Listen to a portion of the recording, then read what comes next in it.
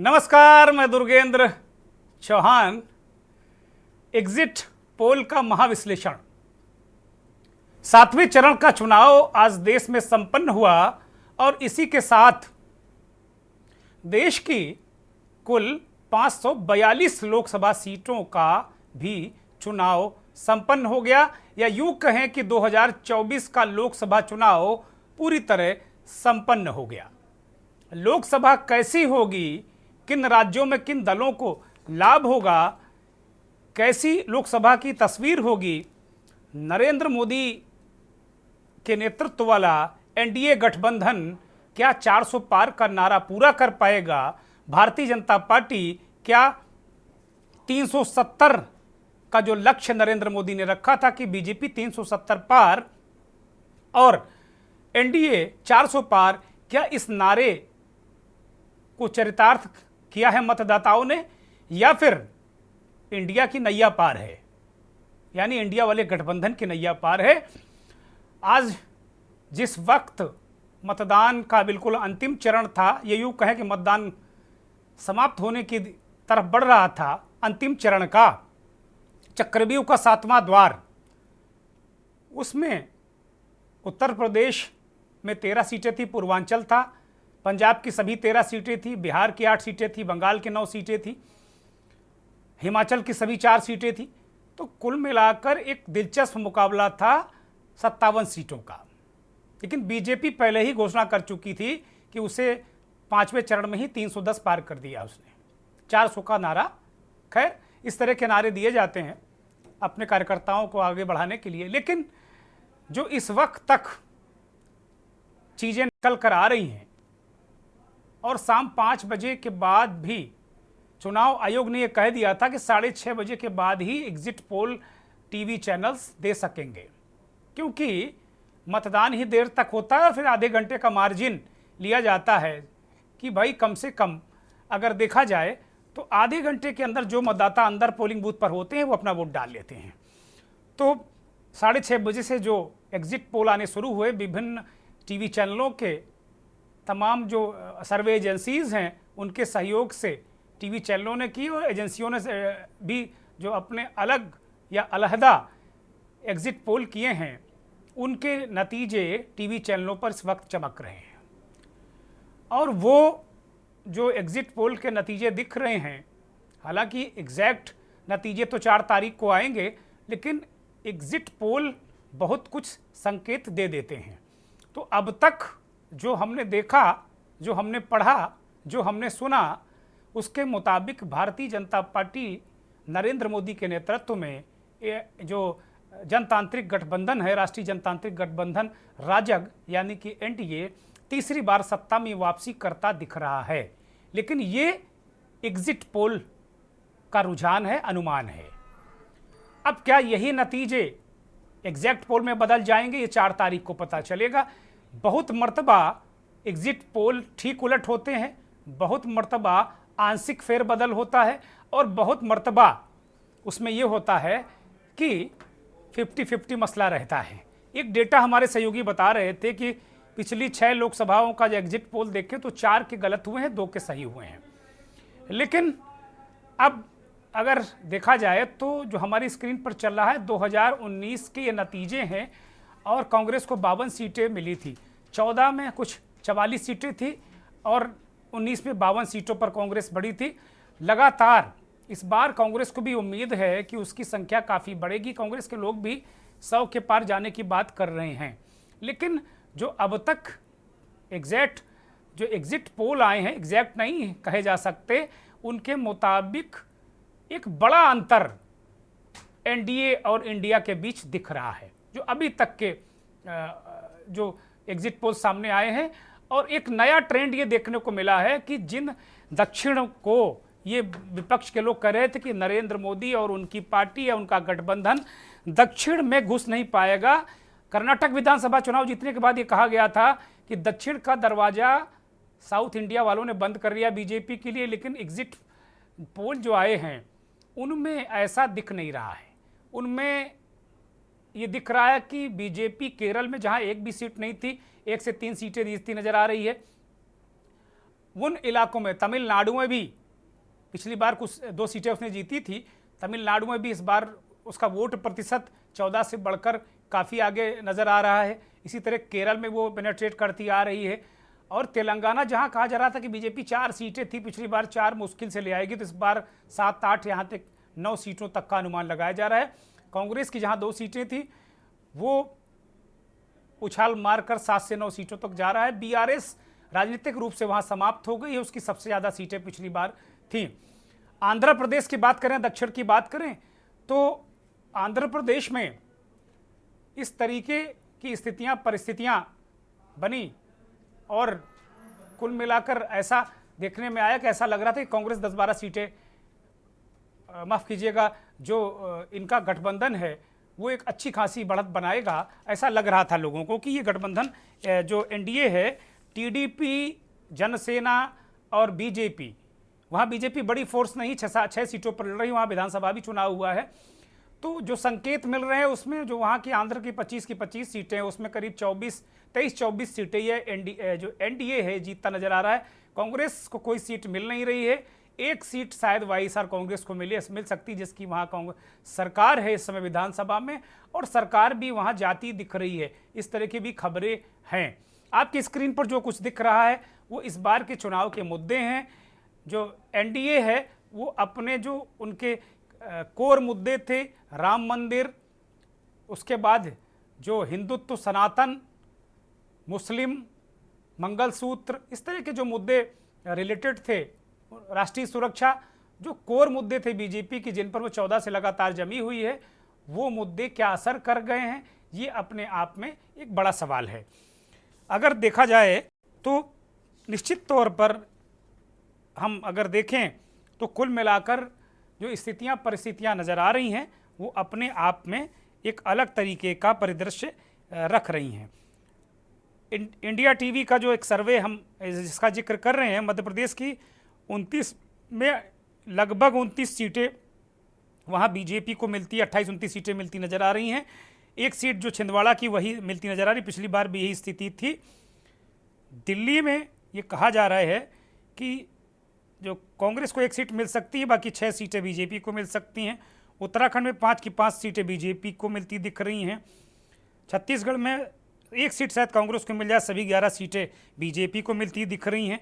इसी तरह न्यूज़ 24 चाणक्य के सर्वे में भी छत्तीसगढ़ में अगर देखा जाए तो उसको 11 की 11 सीटें मिल रही हैं, उत्तराखंड की 5, हरियाणा की 6 सीटें, 6 और 4 का बंटवारा होता दिख रहा है, यहाँ बीजेपी को नुकसान हो रहा है। दिल्ली में भी 6 सीटें वही लगभग दिख रहा है, एमपी की भी वही लगभग कमोवेश स्थिति है, इंडिया टीवी वाली ये भी बता रहे हैं। राजस्थान में कांग्रेस को जो 2 से 4 सीटें मिलने का अनुमान लगाया जा रहा है। एबीपी सी वोटर का जो सर्वे है वो भी छत्तीसगढ़ के बारे में लगभग वही है, 10 से 11 सीटें बीजेपी जीत सकती है। एमपी के बारे में लगभग वही है, ये 1 से 3 सीटें कांग्रेस को जितवा रहे हैं। आज तक और माई एक्सिस इंडिया का जो सर्वे है वो जो दिख रहा है कुल मिलाकर वो अपने आप में एक अलग तरीके का माहौल दिखा रहा है। और बिहार में अगर देखा जाए तो आरजेडी को 6 से 7 सीट, कांग्रेस को 1 से 2 सीट और एनडीए को 13 सीट मिलने की बात हो रही है। तो कुल मिलाकर अगर देखा जाए तो सबसे ज़्यादा झटका बिहार और महाराष्ट्र। मैं लगातार अपने इस कार्यक्रम में कहता रहा हूं कि दिल्ली का रास्ता बिहार और महाराष्ट्र तय करेंगे, तो दोनों राज्यों में एनडीए को नुकसान हो रहा है। लेकिन जिस तरीके का नुकसान दक्षिण में, कर्नाटक में खास तौर पर, तेलंगाना में उस तरीके का नुकसान होता नहीं दिख रहा है। बाकी जो पुराना मसला था वो पूरा का पूरा रिपीट होता नज़र आ रहा है। तो कुल मिलाकर अगर देखा जाए तो आज हम यही महाविश्लेषण, हाँ, तो महाविश्लेषण आज हम कर रहे हैं, एग्जिट पोल का महाविश्लेषण। और अब ज़्यादा बहुत सारी भूमिका हो गई, बहुत सारी बातें हो गई, मुद्दों की बात हो गई, एग्जिट पोल का महाविश्लेषण, तो हम इसी पर आते हैं। हमारे साथ भारतीय जनता पार्टी के वरिष्ठ नेता, प्रवक्ता अनिल गुप्ता जुड़े हुए हैं, बहुत स्वागत। कांग्रेस के नेता शैलेश सिंह जुड़े हैं, बहुत स्वागत। इस देश के जाने माने वरिष्ठ पत्रकार, राजनीतिक विश्लेषक और तमाम स्टेट में पूरी एक तरीके से अपना अनुभव वहाँ से लेने वाले वरिष्ठ पत्रकार हनुमंत राव जी हमारे साथ अभी थोड़ी देर में जुड़ेंगे।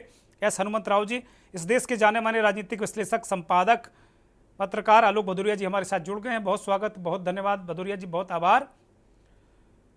और अंकुर ठाकुर इलेक्शन एनालिस्ट हैं, बहुत ही युवा, बहुत ही काबिल एनालिस्ट हैं, हमारे साथ जुड़ गए हैं। हनुमंत जी अभी थोड़ी देर में जुड़ेंगे। एक रिएक्शन पहले हम ले लेते हैं अनिल गुप्ता का। अनिल गुप्ता जी, जिस तरीके से अभी एग्जिट पोल के रुझान दिख रहे हैं या एग्जिट पोल के जो आंकड़े सामने आ रहे हैं, उससे तो आप बेहद प्रसन्न होंगे, खुश होंगे, क्योंकि तीसरी बार आपकी सरकार बनती नजर आ रही है। चौहान साहब, नमस्कार आपको और सभी दर्शकों को। इसमें कोई दो राय नहीं कि एग्जिट पोल हमारी सरकार बनाते हुए दिख रहे हैं, पर हमें लगता है कि हम एग्जिट पोल से बेहतर प्रदर्शन करने वाले हैं। जिस तरीके से माननीय मोदी जी ने बीजेपी 370 पार और एनडीए 400 पार का नारा दिया था, हम बड़े आशावान हैं, हम बड़े ऑप्टिमिस्टिक हैं कि 4 जून को जब रिजल्ट आएगा तो हम वो आंकड़े को पार करेंगे। इसके कई सारे कारण हैं। देखिए, हमने, आपको याद है जिस वक्त चुनाव शुरू हुआ था, माननीय मोदी जी ने कहा था हम इस चुनाव में अपने 10 साल के कामों के दम पर देश की जनता के बीच में जा रहे हैं, हम पॉलिसी मोड में जा रहे हैं। और जिस तरीके का सब तरफ माहौल है, क्योंकि आपने देखा सभी सर्वे जो साउथ इंडिया की बात कर रहे हैं, और साउथ इंडिया नॉर्मली कहा जाता था कि हम लोग वीक हैं, पर जिस तरीके से एग्जिट पोल दिखा रहे हैं कि साउथ इंडिया में हमारा वोट शेयर बढ़ रहा है, हमारी सीटें बढ़ रही हैं, और नॉर्थ में तो हम पहले से भी स्ट्रॉन्ग है। तो मुझे लगता है कि बीजेपी 370 पार और एनडीए 400 पार इस चुनाव में बिल्कुल आने वाला, और तीसरी बार मोदी जी सरकार बनाने वाले हैं। आप भी कह रहे हैं, बाकी चैनल भी कह रहे हैं कि हमारी मेजोरिटी आ रही है, पर मैं पूरा सम्मान करते हुए इन एग्जिट पोल का अभी भी आशावान हूं कि जो आंकड़े माननीय मोदी जी ने कहा था, हमारी पार्टी ने कहा था, हम उसको पार करें। निश्चित तौर पर शैलेश सिंह, आपकी तरफ आ रहा हूं। बहुत सारे दावे ये हो रहे थे कि जमीन पर हवा बदल गई, कोई 3 फीट नीचे अंडर करंट बता रहा था, कोई कह रहा था कि कांग्रेस में बड़ा उत्साह आया है, बहुत क्रांतिकारी परिवर्तन होने वाले हैं, राहुल गांधी की भारत जोड़ो यात्रा से बहुत कुछ होने वाला है, इस तरीके की। और बार बार ये कहा जा रहा था कि विपक्ष बहुत अच्छा चुनाव लड़ा, जमीन पर विपक्ष अच्छा चुनाव लड़ता नजर आया। लेकिन क्या जो नरेंद्र मोदी नाम का जो एक वट वृक्ष है बीजेपी के पास, राजनीति के वट वृक्ष वो हो चुके हैं, क्या नरेंद्र मोदी के आगे उस वट वृक्ष के नीचे या उसकी छाया में क्या सारे विपक्षी नेता बौने नहीं साबित हो रहे हैं क्या? हालांकि ये एग्जिट पोल है और एग्जैक्ट पोल 4 तारीख को एग्जैक्ट नतीजे आ जाएंगे। देखिए, पिछले बार बिहार में भी इसी तरह से एग्जिट पोल आया था, उसमें एनडीए को सरकार बनाते हुए दिख रहे थे और विपक्षी काफी पीछे दिख रहे थे। और जब वोटिंग काउंटिंग के दिन भी 11 बजे तक चैनल उन्हें सरकार बनाती हुई दिखाई दे रही थी, बढ़त दिख रहा था, और लास्ट में ये हुआ कि एनडीए बुरी तरह से परास्त हुई और सरकार महागठबंधन की सरकार बनी। उसी तरह से आपको इस बार चौंकाने वाला परिणाम दिखेगा 4 जून को। इस बार जनता ने मन बना लिया था, और हम लोग जब फील्ड में जा रहे थे तो जनता को समझाने की जरूरत नहीं पड़ रही थी। अन्य 2 बारों की तरह 14 और 19 की तरह हम लोगों को जनता को समझाने की जरूरत नहीं पड़ रही थी। जनता खुद जाकर के कहती थी कि इस बार हम लोग सरकार बदलने का मूड बना चुके हैं और परिवर्तन की हवा बह रही है, और 4 जून को आपको चौंकाने वाला परिणाम देखने को मिलेगा। बीजेपी 240, एनडीए गठबंधन 240 से नीचे दिख रही है, और यही देखेगा 4 जून को। शैलेश सिंह, हमें तो लग रहा है कहीं आप ना चौंक जाएं, 2 बार की तरह तीसरी बार भी आप लोग ना चौंक जाएं, क्योंकि जिस तरीके से एग्जिट पोल दिखा रहे हैं, चाणक्य, टुडे चाणक्य और जो न्यूज़ 24 का हम कह रहे हैं, वो तो बिल्कुल क्रांतिकारी है, आपको बिल्कुल श्रिंक कर रहा है, कुछ सीटों में श्रिंक कर रहा है। और जो जिस तरीके से पिछली बार हिंदी हार्टलैंड में नरेंद्र मोदी ने क्लीन स्वीप किया था, इस बार भी उसी तरह दिख रहा है। और दक्षिण में भी मोदी का डंका बजता नजर आ रहा है, दक्षिण में भी मोदी घुस रहे हैं बहुत तेजी से, केरल और तमिलनाडु में। देखिए, यही तो चौंकाने वाली चीज दिख रही है कि जिस कर्नाटका में रेवन्ना का मामला पूरे कर्नाटका को प्रभावित कर रहा था, वहां भी जाकर के एग्जिट पोल उन्हें जाकर के 23 से 24 सीटें दिखा रही है। तो ये थोड़ा सा चौंकाने वाला परिणाम तो दिख रहा है, एग्जिट पोल तो दिख रहा है, परिणाम उससे ज्यादा चौंकाने वाला दिखेगा। ठीक बात है। और हम लोग तमिलनाडु में भी, यहां तक कि केरल में दिखा रहे थे, एक एग्जिट पोल को मैं देख रहा था कि केरल में दिखा रहे हैं कि 14 सीट कांग्रेस को और मात्र 4 सीट दिखा रहे हैं बीजेपी को। भाई 14 और 4 18 होता है तो 2 सीट कहां गायब हो गया। तो एग्जिट पोल का जो परिणाम दिख रहा है, मैंने बहुत कुछ आकलन किया है, उसमें दिख रहा है कि वो लोग जब खाका तैयार कर रहे हैं तो दोनों विपक्ष को जो सीट दे रहे हैं और एनडीए को जो सीट दे रहे हैं, दोनों का जब जोड़ निकालिएगा तो 553 सीट होता है, 543 सीट होता ही नहीं है। नहीं, तो 543 पर चुनाव भी नहीं हुआ है, चुनाव तो 542 पर ही हुआ है। एक सीट तो पहले ही जीत गई बीजेपी, खाता खुल गया उसका। सीट तो केरल से उन्होंने इंडिया गठबंधन का गायब कर दिया, इसी तरह से महाराष्ट्र से कुछ सीटें गायब कर दी। तो ये जो बिहार से कुछ सीटें गायब कर दी, अब बिहार में वो दिखा रहे हैं कि 6 सीट आ रहा है इंडिया गठबंधन को, 6 से 7 सीट आ रहा है। और नहीं, कई लोग 10 भी दिखा रहे हैं, 7 से 10 भी दिखा रहे हैं, ऐसा नहीं है। हाँ, 7 सीटें दिखा रहे हैं बिहार में। मैं एक एग्जिट पोल का देख रहा था अभी 5 बजे के करीब 5-6 के बीच में, तो वो दिखा रहे थे बिहार में 7 सीटें इंडिया गठबंधन को और एनडीए गठबंधन को 28 सीट। तो ये 5 सीट कहां चला गया? तो इन 5 सीटों का अंतर जो दिख रहा है, ये यूपी में भी चौंकाने वाली परिणाम आएगी, बिहार में भी चौंकाने वाले परिणाम आएंगे। हम झारखंड में देख रहे हैं कि 6 सीटें इंडिया गठबंधन को आ रही है, ये 2 सीटें दिखा रहे हैं। तो परिणाम आपको धरातल पे दिखेगा और बहुत चौंकाने वाले परिणाम दिखेगी। और कुछ तो वोटिंग में जब आया है और इलेक्शन कमीशन का जब आ रहा था रिपोर्ट, उस समय भी दिख रहा था कि अंतर काफी दिख रहा था। जो वोट पोलिंग हुआ है उसका आंकड़ा और 6 दिन बाद जब आता है इलेक्शन कमीशन का आंकड़ा, तो इन दोनों आंकड़ों में काफी अंतर दिखाई दे रहा था। इसके लिए हम लोगों ने कंप्लेन भी करा है, हम लोगों ने चिट्ठी भी दी है, और इस चिट्ठी का कितना परिणाम निकलता है देखेंगे। और आप निश्चिंत रहिए, इंडिया गठबंधन की सरकार बन रही है। ठीक बात है, ठीक बात है। मैं भदौरिया जी को चर्चा में शामिल करता हूं। भदौरिया जी, शाम से आप लगातार चीज़ों का अध्ययन कर रहे होंगे, देख रहे होंगे, बहुत सारी, मुझे लगता है कि 2019 जैसी स्थिति ही एग्जिट पोल में नजर आ रही है। धन्यवाद दुर्गेश जी। जी, पहली बात तो यह है कि एग्जिट पोल पर मैं यकीन नहीं करता हूँ। बात ये नहीं है कि वो एनडीए को वो सरकार बनाती दिखा दे रही है। मैं 2004 से कभी भी एग्जिट पोल पर यकीन नहीं करता। हाँ, कुछ नतीजे जरूर इसके आसपास होते हैं, बस ये केवल संकेत देती है। तो वो संकेत ऐसा नहीं होता कि वो सही आंकड़ों में तब्दील हो जाए। मुद्दा ये नहीं है। मुद्दा इसमें 2 चीजें, कौन सरकार बनाएगा, कौन सरकार नहीं बनाएगा, ये मुद्दा नहीं है। मुद्दा ये है कि जो देश के जो सबसे ज्वलंत मुद्दे हैं, अगर एग्जिट पोल पर यकीन कर लिया जाए अक्षरशः, तो क्या बेरोजगारी कोई मुद्दा नहीं है जिसमें प्रधानमंत्री ने एक शब्द नहीं बोला पूरे चुनावी कैंपेन में? क्या अग्निवीर कोई मुद्दा नहीं है? क्या महंगाई कोई मुद्दा नहीं है? क्या कुछ उद्योगपतियों को फायदा पहुंचाने वाला मामला मुद्दा नहीं है? क्या संसद में एक साथ सारे 150 सांसदों को सस्पेंड कर देने वाला क्या कोई मुद्दा नहीं है? क्या आरक्षण बदलने वाला बात जो अनंत हेगड़े, ज्योति मिर्धा और लल्लू सिंह, उन सब लोगों ने कहा था कि अगर 400 सीटों का मतलब ये है, ये करना चाहती है सरकार के मंसूबे ये हैं, आरक्षण बदलना, ये सब करना, अगर ये सब करने वो भारत की सबसे बड़ी आबादी तो दलित है, सब जगह है, यहाँ से लेकर सब जगह, तो क्या वो मुद्दे नहीं है? तो इन सारे मुद्दों के ऊपर एक सवाल आपके पास, एक जवाब आपको 4 तारीख को मिलने वाला है। क्या ये मुद्दे जमीन पर कोई मतलब रखते हैं या नहीं रखते हैं, या जो एम फैक्टर है, जैसे आपने पिछले चुनाव में गिना दिया था, एम से बहुत सारी चीजें गिना दी थी, जिसमें मुजरा तक आप ले गए थे, उसके बाद बहुत सारी ले गए थे, शायद 8 या 10 आपने शब्द गिना दिए थे एम से।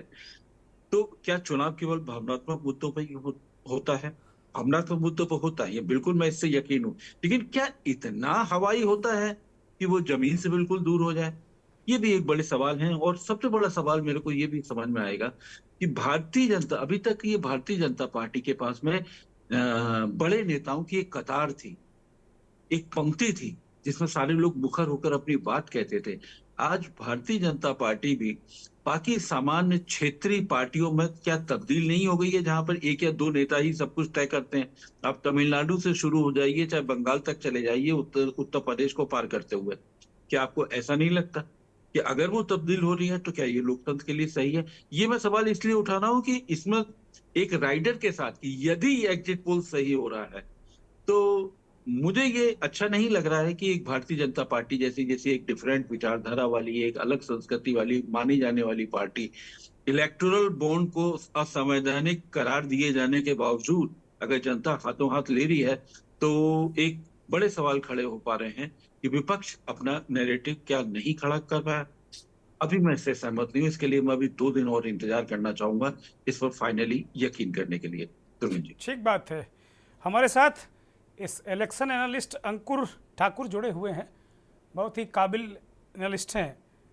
अंकुर ने एक एनालिसिस किया है जो ये दिखा रहा है कि दोनों गठबंधनों को 243 सीटें आ रही हैं और 20 का मार्जिन प्लस माइनस का है। अंकुर, अगर मैं सही हूँ तो आप हामी भरेंगे कि आपका ये असेसमेंट है कि नहीं है, और ये आधार क्या है? क्योंकि जो अभी मैं देख रहा हूँ नामी गिरामी एग्जिट पोल कंपनियाँ, चैनल, ये सारी जो आंकड़े दिखा रहे हैं उसमें तो 2019 रिपीट होता दिख रहा है। अंकुर, इसमें मैं अपनी कुछ बातें रखना चाहूंगा कि जी। प्रथम चरण से 7वें चरण का इसमें अलग अलग जगहों का आकलन है। तो जो हमने एक चीजें हमारी हर जगह के इलेक्शन में जो हमने देखा, हर फेजेस के इलेक्शन में, प्रथम 2 फेजेस के इलेक्शन में एक करंट गवर्नमेंट के अगेंस्ट में एक स्ट्रॉन्ग एंटी इनकम्बेंसी हमने देखी प्रथम 2 फेजेस में। उसके बाद धीरे धीरे जो माहौल चेंज हुआ, कुछ मुद्दे हमने अलग अलग रखे, तो एक हर जगह पे एक कॉमन परसेप्शन जो निकल के आया 7 फेजों में कि वो पब्लिक के बीच का वो उत्साह नहीं दिखा। जो वोटिंग के प्रति जो उत्साह आप 14 और 19 में देखते थे, वो वोटिंग का उत्साह नहीं दिखा। और हमने 15-20 जो आपको एक मार्जिन रखा है वो इसलिए रखा है क्योंकि इस चुनाव में साइलेंट वोटरों की भूमिका काफी ज्यादा होने पाई। जैसे अभी आज के ही चुनाव में जैसे आप पटना की सीट ले लीजिए, आरा की सीट ले लीजिए, काराकाट की सीट ले लीजिए, तो यहाँ पे जो साइलेंट वोटर हैं उनकी भूमिका काफी अहम हो गई। और जहां भी हमने देखा कि जो वोटर्स पहले बीजेपी के लिए मुखर हुआ करते थे, कई सारे मुद्दों पे उन्होंने प्रखर रूप से बीजेपी का विरोध तो किया। एक चीज और हो सकती थी जो इंडिया गठबंधन और बेहतर कर सकता था, जो जहां पे वो चूक रहे थे, वो था कुशल प्रबंधन, जिसमें भाजपा काफी आगे रही है अपने बूथ वर्करों का मैनेजमेंट और ये सब चीजों पे। तो मुझे ये चुनाव वैसा दिख रहा है कि ये थोड़ा फंसा हुआ था चुनाव।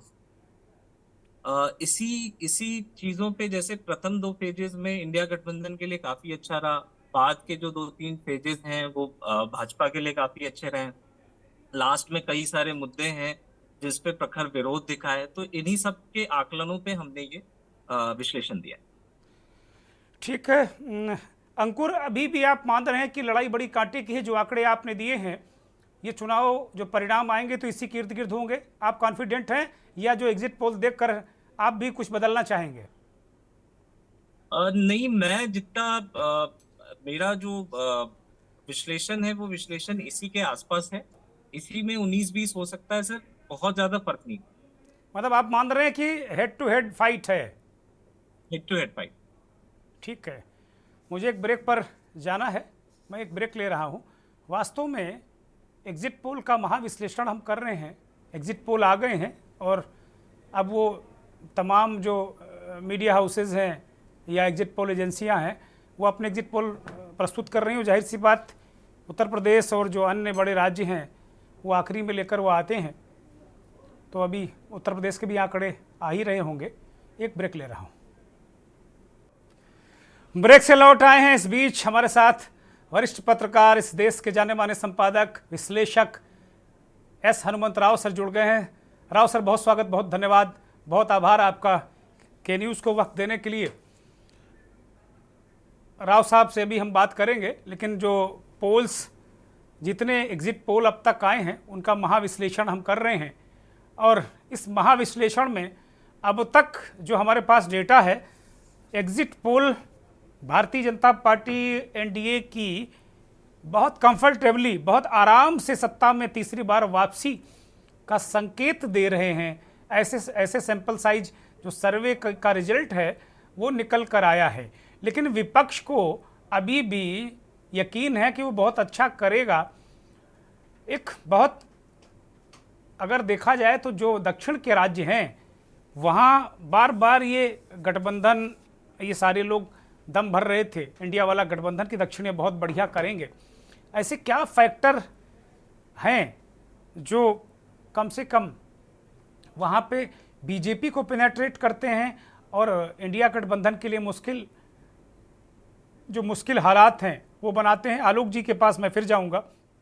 आलोक जी, जैसे कि ये सर्वेस कह रहे हैं, हालांकि आप तो इन पर यकीन नहीं करते हैं, 2004 के बाद से खारिज करते हैं, लेकिन अब डिस्कशन तो थोड़ा बहुत करना ही पड़ेगा आपसे, मुद्दों पर भी बात करेंगे हम। आपने बड़ा महत्वपूर्ण विषय उठाया कि अगर वास्तव में ये एग्जिट पोल, एग्जैक्ट पोल होते हैं तो फिर ये एक बार देश को सोचना होगा कि क्या मूल मुद्दों पर चुनाव नहीं हुआ या आगे भी चुनाव मूल मुद्दों पर नहीं होगा, ये बड़ा सवाल है।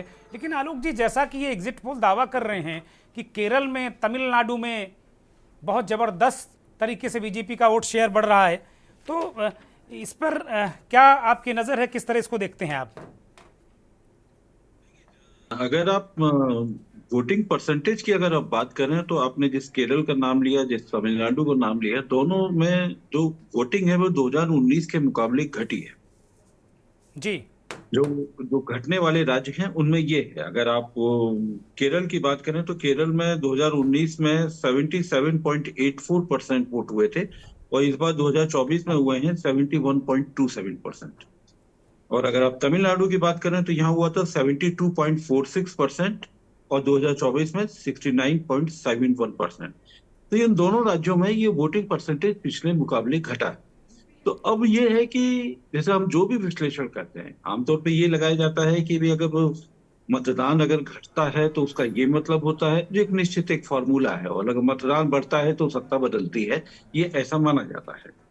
लेकिन ये तस्वीर इस बार वो दिखती नहीं है, नजर नहीं आ रही कि वैसा ही होगा। अब जहां तक ये है कि उत्साहहीनता, पहली बात, ये बात सही है आपके जो एनालिस्ट ने भी वो बात कही, मैं उससे सहमत हूँ। उत्साहहीनता रही है क्योंकि तमाम जगह अगर आप ये देखा जाए तो करीब 1 से 5% वोटों का में जो गिरावट है ना, वो लगभग 150 से ज्यादा सीटों पर रही है। ये चुनाव आयोग के आंकड़े हैं। एक मेरी पत्रकार मित्र से बात हो रही है तो उसने कुछ अपना एक एनालिसिस किया था, और चूंकि वो एक संस्थान में काम करते हैं तो मैं उनका नाम नहीं लेना चाहूंगा, तो उन्होंने निकाला था कि 150 से ज्यादा सीटों में, लगभग करीब 160 के करीब सीटों में 1 से 5% 2019 के मुकाबले वोट गिरे। ये एक बड़ा मुद्दा है। अब जहां तक हम लोग अगर तमिलनाडु और केरल में की अगर लौट करके देखें तो तमिलनाडु में भारतीय जनता पार्टी ने काफी फोकस किया था। ऐसा नहीं है, वो तमिल संगमम जो बनारस से लेकर, काशी से लेकर जो वहां जो किया गया था, सेंगोल की जो स्थापना की गई थी, तो आपको ये मानना पड़ेगा कि जो भारतीय जनता पार्टी के बारे में अभी आपके एक पैनलिस्ट ने बिल्कुल सही कहा कि भारतीय जनता पार्टी के पास में वेल ऑयल्ड इलेक्शन मशीनरी है। तो अगर वो वोटर नहीं आया तो इसका मतलब है कि वो केवल भारतीय जनता पार्टी के को ही उसका खामियाजा नहीं उठाना पड़ा, उसका खामियाजा विपक्ष को भी उठाना पड़ा है। यानी उत्साहहीनता का शिकार दोनों पार्टियां हुई हैं। अब सवाल है कि कौन कितना हुई है, ये तो देखिए 4 जून को ही पता चलेगा। हाँ, लेकिन तमिलनाडु में उसने निश्चित तौर पे, जो दक्षिण का द्वार कर्नाटक के बाद बंद होने की बात की जा रही थी, तो तमिलनाडु में तो आपके पिछले भी एक एपिसोड में मैंने कहा था कि तमिलनाडु में ऐसा लग रहा है कि भाजपा को सीट मिले या नहीं मिले, मैं इससे सहमत नहीं हूं, लेकिन तमिलनाडु में भारतीय जनता पार्टी अपना वोट प्रतिशत बढ़ाने जा रही है, इसमें कोई शक नहीं है। और जहां तक आंध्रा की बात है, आंध्रा में तो आपने चूंकि अब हनुमंत राव जी को ले लिया है तो मेरे ख्याल से वही ज्यादा बोलेंगे, लेकिन चंद्रबाबू नायडू, जनसेना और ये भारतीय जनता पार्टी का ये संगम फूल तो खिलाएगा, इससे तो कोई इनकार नहीं किया जा सकता। और थोड़ा सा अगर हम और हटते हैं, अगर हम उड़ीसा में आते हैं, उड़ीसा में अभी तक ये माना जाता था कि भारतीय जनता पार्टी एक बढ़त लेगी, लेकिन जिस तरीके से निजी हमले वहां पर पटनायक जी के ऊपर किए गए, तो उस निजी हमलों के बाद में मुझे लग रहा कि भारतीय जनता पार्टी के मंसूबे शायद पूरे ना हो पाए जो बढ़ाने की बात कर रही है। और कुछ सीटों की बात है, जैसे गुजरात में कुछ एग्जिट पोल पूरा का पूरा दे रहे हैं, जैसे बनासकांठा से लेकर एक दो सीटें हैं वहां पर भारतीय जनता पार्टी बहुत कड़े मुकाबले में फंसी हुई है। राजस्थान में भी कुछ सीटों पर कड़े मुकाबले में फंसी हुई है। तो इसलिए इसके बारे में क्या बात की जाए, लेकिन हाँ मुद्दों की अगर बात की जाए तो मुद्दे ज्यादा प्रभावी हैं कि वो नैरेटिव क्या विपक्ष नहीं बना पाया, ये सवाल है। और एक और मैं आपका जवाब देकर मैं खत्म करता हूँ। एक आपके जो एनालिस्ट ने कहा 220 से 240, आप याद करिएगा पिछले प्रोग्राम में भी मैंने आपको ये कहा था, आपने कहा था कि आप हंग असेंबली की तरफ ले जा रहे हैं। मैंने कहा मैं जी हंग असेंबली के बारे में तो कुछ नहीं कह सकता, लेकिन मुझे तो 220 से 240 के बीच में एग्जिट पोल से पहले ही जो एक हम लोगों ने पत्रकार साथियों से और नेताओं से बातचीत करके जो लगाया था, उसके हिसाब से 220 से 240 के बीच में मुझे दोनों भारतीय जनता पार्टी और इंडिया गठबंधन भी दिखाई दे रहा था। और बाकी सीटें मैंने छोड़ दी थी क्योंकि ये मिलाकर 480 होती हैं, और कुछ सीटें मैंने छोड़ दी थी क्योंकि एकदम सीटों का सही सही अनुमान नहीं लगाया जा सकता, क्योंकि जहां पर 1 से 5% का वोटों का जो कमी आई है, वो वोटों की कमी क्या गुल खिलाएगी, कौन सी सत्ता विधानसभा में है किस पार्टी की, और लोकसभा के लिए वो क्या पैटर्न करेगा वहां का मतदाता, इसके बारे में निश्चय पूर्वक अभी नहीं कहा जा सकता। लेकिन अगर एग्जिट पोल सच है तो ये मानना पड़ेगा कि विपक्ष अपने नैरेटिव को जैसा कि चर्चा थी उस तरीके से जमीन पे नहीं पहुंचा पाए। ठीक और बात संघ की जो भूमिका के बारे में जो बार बार सवाल किए जाते थे, मुझे लगता है कि वो सवाल थोड़े जल्दबाजी के होंगे अगर एग्जिट पोल ऐसा ही निकला तो। ठीक बात है, ठीक बात है। लेकिन हम मुझे एक एक चीज में और कहूंगा, जी लेकिन सारे एग्जिट पोल पर अगर आप यकीन करेंगे ना, तो एक मन में सवाल खटकता है पत्रकार होने के नाते, अगर सरकार आ रही थी 4 तारीख को एग्जिट पोल के मुताबिक, तो पीएमओ के इतने अधिकारियों के तबादले करने की जरूरत क्या थी 3 दिन पहले? हाँ, ये ये सवाल सवाल को तो है, जरूर ये मेरे ख्याल सवाल से तो है, ये सवाल तो है। तो जरूरत क्या थी? आप ही ने पीएमओ में अपॉइंट किया था, 3 दिन और रुक जाते 72 घंटे, फिर क्या दिक्कत थी? ठीक तो बात ये है। जो स्थिति मैं कहता हूँ कि एग्जिट पोल पर बहुत ज्यादा अभी, क्योंकि कुछ घटनाएं उस पर पुष्टि ठीक बात है। एक एक एक और नहीं कर। एक, ठीक है, ये सवाल हम ले लेते हैं। जल्दी से अनिल गुप्ता को जाना है। अनिल गुप्ता, ये सवाल है आलोक जी का कि भाई सरकार तो आपकी आ ही रही है और प्रचंड बहुमत से आ रही है, तो इतनी जल्दबाजी क्या थी? पीएमओ के तमाम अधिकारी इधर से उधर किए गए। अनम्यूट करिए अनिल गुप्ता।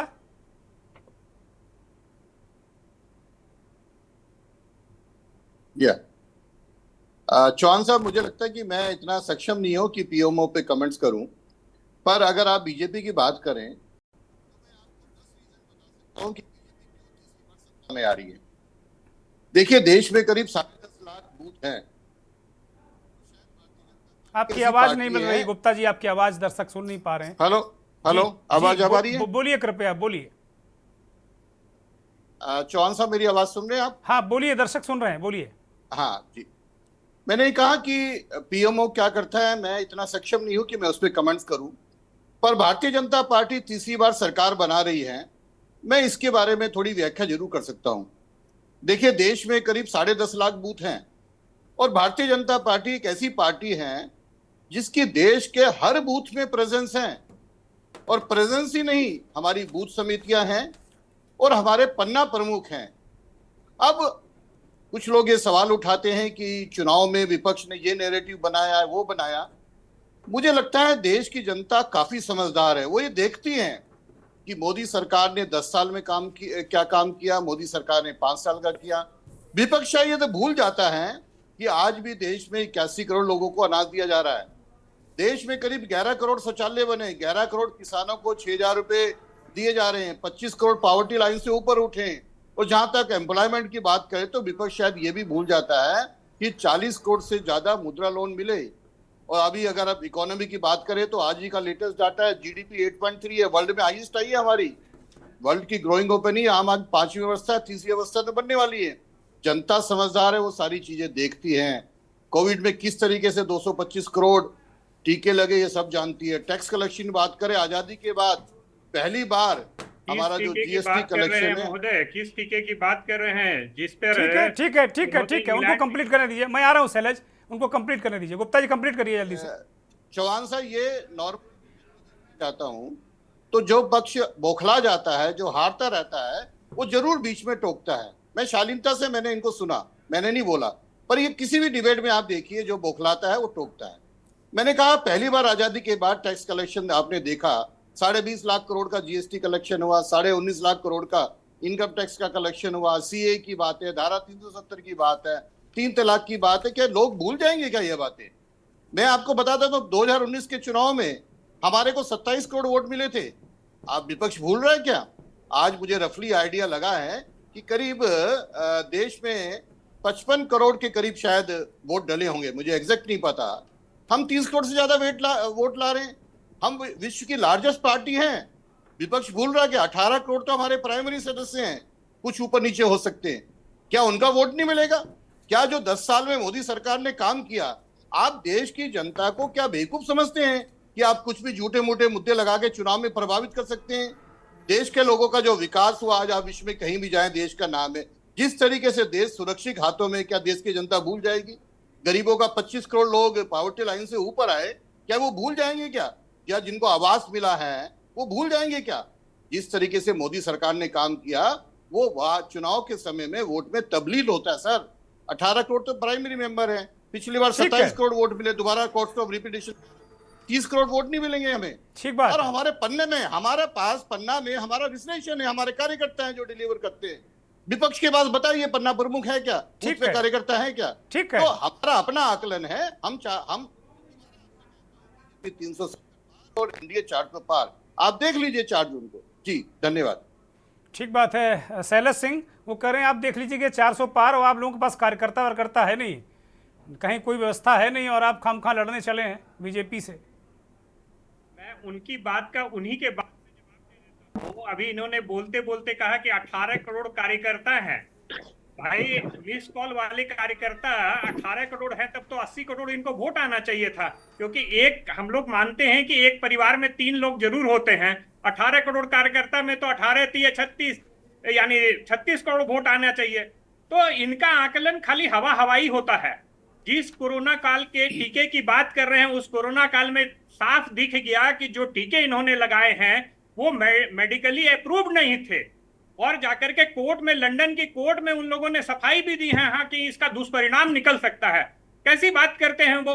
जाकर के जिस टीके को उन्होंने लगाया, आज तक कांग्रेस सरकार में जो भी टीके लगे एक उंगली नहीं उठती है, और जाकर के 50 करोड़ रुपए घूस लेकर के ये टीके लगवा रहे थे। कैसी बात करते हैं, कैसी अनर्गल बात करते हैं। ये विकास का मैं पूछता हूं कि एक विकास का आंकड़ा दे दे जो भी कांग्रेस ने, जैसे आईआईटी IIM का निर्माण किया, ऐसी एक संस्था का नाम बता दें। अरे ठीक है भाई, लेकिन वो वोट तो उन्हीं को मिलता दिख रहा है शैलेश जी, वोट तो उन्हीं को मिलता दिख रहा है। आप बनाते रहिए IIM, जनता करे मैं IIM नहीं, हमें मोदी चाहिए। परिणाम हम सुन नहीं पा रहे क्या बोल रहे हैं। एनडीए 240 से नीचे रहेंगी। ठीक बात है, ठीक बात है। एक छोटा सा रिएक्शन अनिल गुप्ता का। अनिल गुप्ता बोलिए। देखिए चौहान साहब, आज भी ये झूठ बोल रहे हैं। लंदन की कोर्ट में कोविशील्ड ने क्या बोला? उन्होंने कहा कि जो हमारा कोरोना का टीका है, जो एडवांस वर्जन के लिए, वो ये अब सूटेबल नहीं है, इसलिए हम विड्रॉ कर रहे हैं। आप देखिए 0.0001% भी इसका साइड इफेक्ट नहीं हुआ। 6 हफ्ते से ज्यादा होता नहीं है। पर आज चुनाव खत्म हो गया, पर आज भी हम होते झूठ बोल रहे हैं। आप वो लंदन कोर्ट में जो सबमिशन हुआ, उसका जजमेंट निकाल के देखिए ना क्या हुआ। उन्होंने कहा कि कोरोना का जो नया वर्जन आया है, जो हमारा टीका है, जो प्रेजेंट टीका है, उसके लिए सूटेबल नहीं है, इसलिए हम विड्रॉ कर रहे हैं और अब इसको करा रहे हैं। अरे 225 करोड़ से ज्यादा वैक्सीनेशन लगी, आज भी साहब आप झूठ बोल रहे हैं। आप और मैं जो बचे हुए हैं, कहीं ना कहीं टीके की वजह से बचे हुए। आज तो सर चुनाव खत्म हो गया है, अब तो सच्चाई लाइए। ठीक है, बात कीजिए ना विकास की। बॉन्ड वाले बता पाएंगे क्या? हाँ मैं बता रहा हूँ ना, मैं बता रहा हूँ, इलेक्ट्रल बॉन्ड का भी बता रहा हूँ सर। इलेक्ट्रल बॉन्ड में जो कांग्रेस ने लिया, उसको वापसी कीजिए ना। जो टीएमसी ने किया, आज सुनिए सर, जो टीएमसी ने किया वो वापसी कीजिए। जो बाकी दलों ने लिया, लेने के बाद जो कोविशील्ड को चलिए ठीक है। आज थोड़ा हम लोग दूसरे मोड में, आरोप प्रत्यारोप के मोड में नहीं, दोनों राजनीतिक मेहमानों को जाना है। तो दोनों राजनीतिक मेहमानों का बहुत शुक्रिया, बहुत धन्यवाद। और कुछ नए मेहमान और जुड़ गए हैं। विनोद आनंद साहब हमारे साथ जुड़ गए हैं, एनालिस्ट हैं और जो सरकार ने एमएसपी कमेटी बनाई है उसके मेंबर हैं, जाने माने कृषि विशेषज्ञ हैं और बहुत सारी एक्सपर्टीज़ हैं विनोद आनंद साहब के पास। बहुत धन्यवाद, बहुत आभार विनोद आनंद जी हमारे साथ जुड़े हैं। Professor doctor M L Verma साहब चुनाव विश्लेषक हैं, ज़मीन की हवा पानी डॉक्टर साहब समझते हैं, आपका भी बहुत धन्यवाद। अरुण लाल महाराष्ट्र से वरिष्ठ पत्रकार जुड़े हुए हैं, शशिकांत त्रिवेदी वरिष्ठ पत्रकार मध्य प्रदेश से और अवधेश कुमार चौधरी वरिष्ठ पत्रकार बंगाल से जुड़े हैं। सभी मेहमानों का स्वागत। सभी मेहमानों को स्क्रीन पर दिखाया जाए। हनुमंत जी के पास चलेंगे, काफ़ी देर से इंतजार कर रहे हैं। राव सर, जिस तरीके से ये दिखाया जा रहा है एग्जिट पोल का जो महाविश्लेषण हम कर रहे हैं इस वक्त के न्यूज़ पर, अब तक जो आंकड़े आए हैं विभिन्न एजेंसियों के, चैनल्स के, मीडिया के, उसमें ये दिखाया जा रहा है कि दक्षिण के राज्यों में भी बीजेपी बेहतर कर रही, तमिलनाडु, केरल, और जिस तरीके से उम्मीद थी कि तेलंगाना और कर्नाटक, यहाँ कांग्रेस पार्टी या इंडिया गठबंधन बहुत अच्छा करेगा, वैसा करता नहीं दिख रहा है। क्या आप जमीन पर भी ऐसा देख रहे हैं या ऐसी ही स्थिति है? हनुमंत जी अनम्यूट करिए राव सर।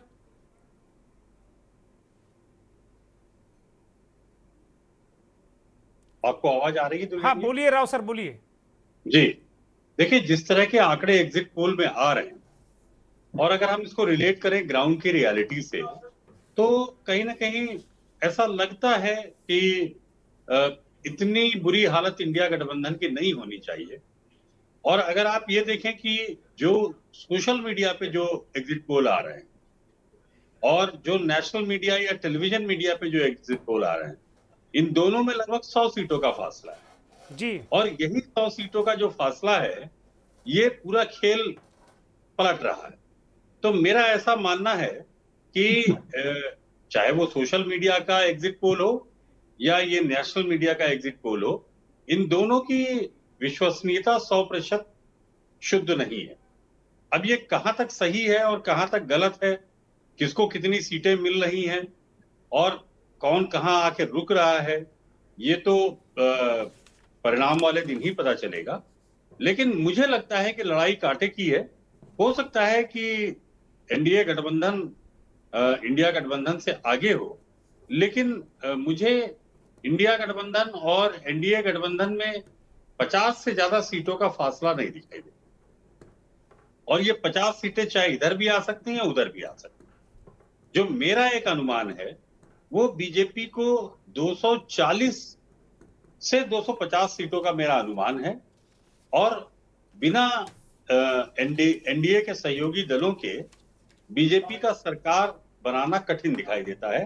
अपने बलबूते पे 272 का आंकड़ा पार करना बीजेपी के लिए कठिन दिखाई देता है। जो ग्राउंड पे मैंने देखा है और जहां जहां पे मैं घूमा हूं, वहां पे मुझे ऐसा लगा है कि इंडिया गठबंधन काफी बेहतर लड़ा है। राव सर, दक्षिण का मैंने सवाल किया, वो सवाल बड़ा गूढ़ है। जिस तरीके से दिख रहा है कि तमिलनाडु में वोट परसेंट बहुत बढ़ गया, केरल में बहुत बढ़ गया, वहाँ सीटें बीजेपी को मिल रही, कर्नाटक में बीजेपी को नुकसान हुआ नहीं, तेलंगाना में वो नुकसान हुआ नहीं, आंध्रा में बीजेपी का जो गठबंधन एनडीए वो बम्पर सीटें ला रहा है। इसको जरा समझाइए। ये तो बात सही है कि आंध्रा में जो गठबंधन है बीजेपी का, खासकर की जनसेना और तेलुगु देशम, वो काफी अच्छा कर रहे हैं और उसका लाभ बीजेपी को मिल रहा है, प्रत्यक्ष परोक्ष रूप से मिल रहा है। एनडीए की टैली बढ़ी है और बीजेपी को भी 3 से 4 सीटें आती हुई दिखाई दे रही। ये आंध्रा की बात तो मैं स्वीकार करता हूं, लेकिन और तेलंगाना में भी जहां तक बीजेपी का सवाल है, बीजेपी ठीक ठाक लड़ाई में है। यद्यपि कुछ और सर्वे की बात करें तो कांग्रेस को लगभग 9 सीटें मिलती हुई दिखाई दे रही हैं, बीजेपी को 6 मिलती हुई दिखाई दे रही हैं, बीआरएस को 0 से 1 और एआईएमआईएम की जो एक सीट हैदराबाद की असदुद्दीन ओवैसी की है वो उनको मिलती हुई दिखाई दे रही है। तो ये लगभग अपेक्षित था कि इसी तरह का कुछ परिणाम आएगा। लेकिन कर्नाटका में निश्चित रूप से बीजेपी घट रही है और 14 से ज्यादा सीटें बीजेपी को जाती हुई नहीं दिखाई। वहां तो राव साहब बहुत लंबा दिख रहा है कि भाई बहुत 22-23 सीटें तमाम जो पोल्स हैं वो दे रहे हैं।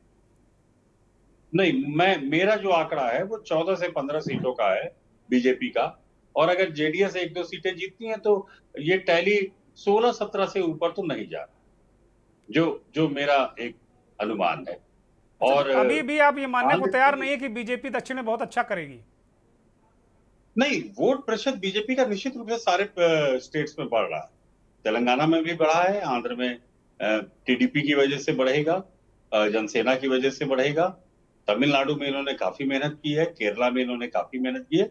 वोट परसेंटेज जरूर बढ़ रहा है, लेकिन वो वोट परसेंट इतना पर्याप्त नहीं कि उसको सीट में कन्वर्ट किया जा सके। इक्का दुक्का एक्सेप्शंस हो सकते हैं तमिलनाडु में या केरला में, इक्का दुक्का एक्सेप्शंस हो सकते हैं, एक आध कोई सीट आए तो आ सकती है, लेकिन वो वोट परसेंटेज जो इनका बढ़ा है वो सीट में कन्वर्ट होने लायक तो निश्चित रूप से नहीं। ठीक बात है, ठीक बात है। मैं विनोद आनंद साहब को चर्चा में शामिल करता हूं, एनालिस्ट हैं और एमएसपी कमेटी के मेंबर भी हैं। विनोद आनंद जी, जिस तरीके से अब तक एग्जिट पोल सामने आए हैं उसमें 2019 जैसी है उससे थोड़ी बेहतर स्थिति में एनडीए दिख रहा है। तो किसानों का मुद्दा, नौजवानों का मुद्दा, नौकरियों का मुद्दा, महंगाई, बेरोजगारी, दवाई, पढ़ाई, सिंचाई, कमाई, इस तरीके के जो ग्राउंड मुद्दे हैं, आप तो रूरल इंडिया में बहुत काम करते हैं, क्या ये मुद्दे एग्जिस्ट नहीं कर रहे हैं ज़मीन पर? इस वजह से ये बीजेपी को जो उसके कोर मुद्दे हैं, हिंदुत्व जो उसके कोर मुद्दे हैं, 370 उसका कोर मुद्दा है, राम मंदिर, राष्ट्रवाद, क्या इन पर चुनाव हुआ है? उर्गेंद्र जी, किसान और मजदूर को एक गुलाबी अखबार और काले कोट वाले पत्रकार समझ नहीं पाए, और किस तरफ कैसे विकास होता है उसको वो एब्जॉर्ब नहीं कर पाए, उसको समझ नहीं पाए। जी। और इसी का ये परिणाम है। देखिए क्या है कि पहले 6 करोड़ किसानों को, लगभग 6% किसानों को मिल पाता था एमएसपी का फायदा। अभी मोटा मोटी 10% लोगों को मिल पा रहा है। बड़ा आमूलचूल परिवर्तन हुआ है कृषि के क्षेत्र में पिछले 5-8 वर्षों में, और उसका परिलक्षण जो आप देख रहे हैं बाजार में, जो इतना डिमांड है और जिस तरीके से और भी अर्थव्यवस्था के जो और आधार हैं उसमें जो विकास हुआ है वो साफ साफ दिख रहा है।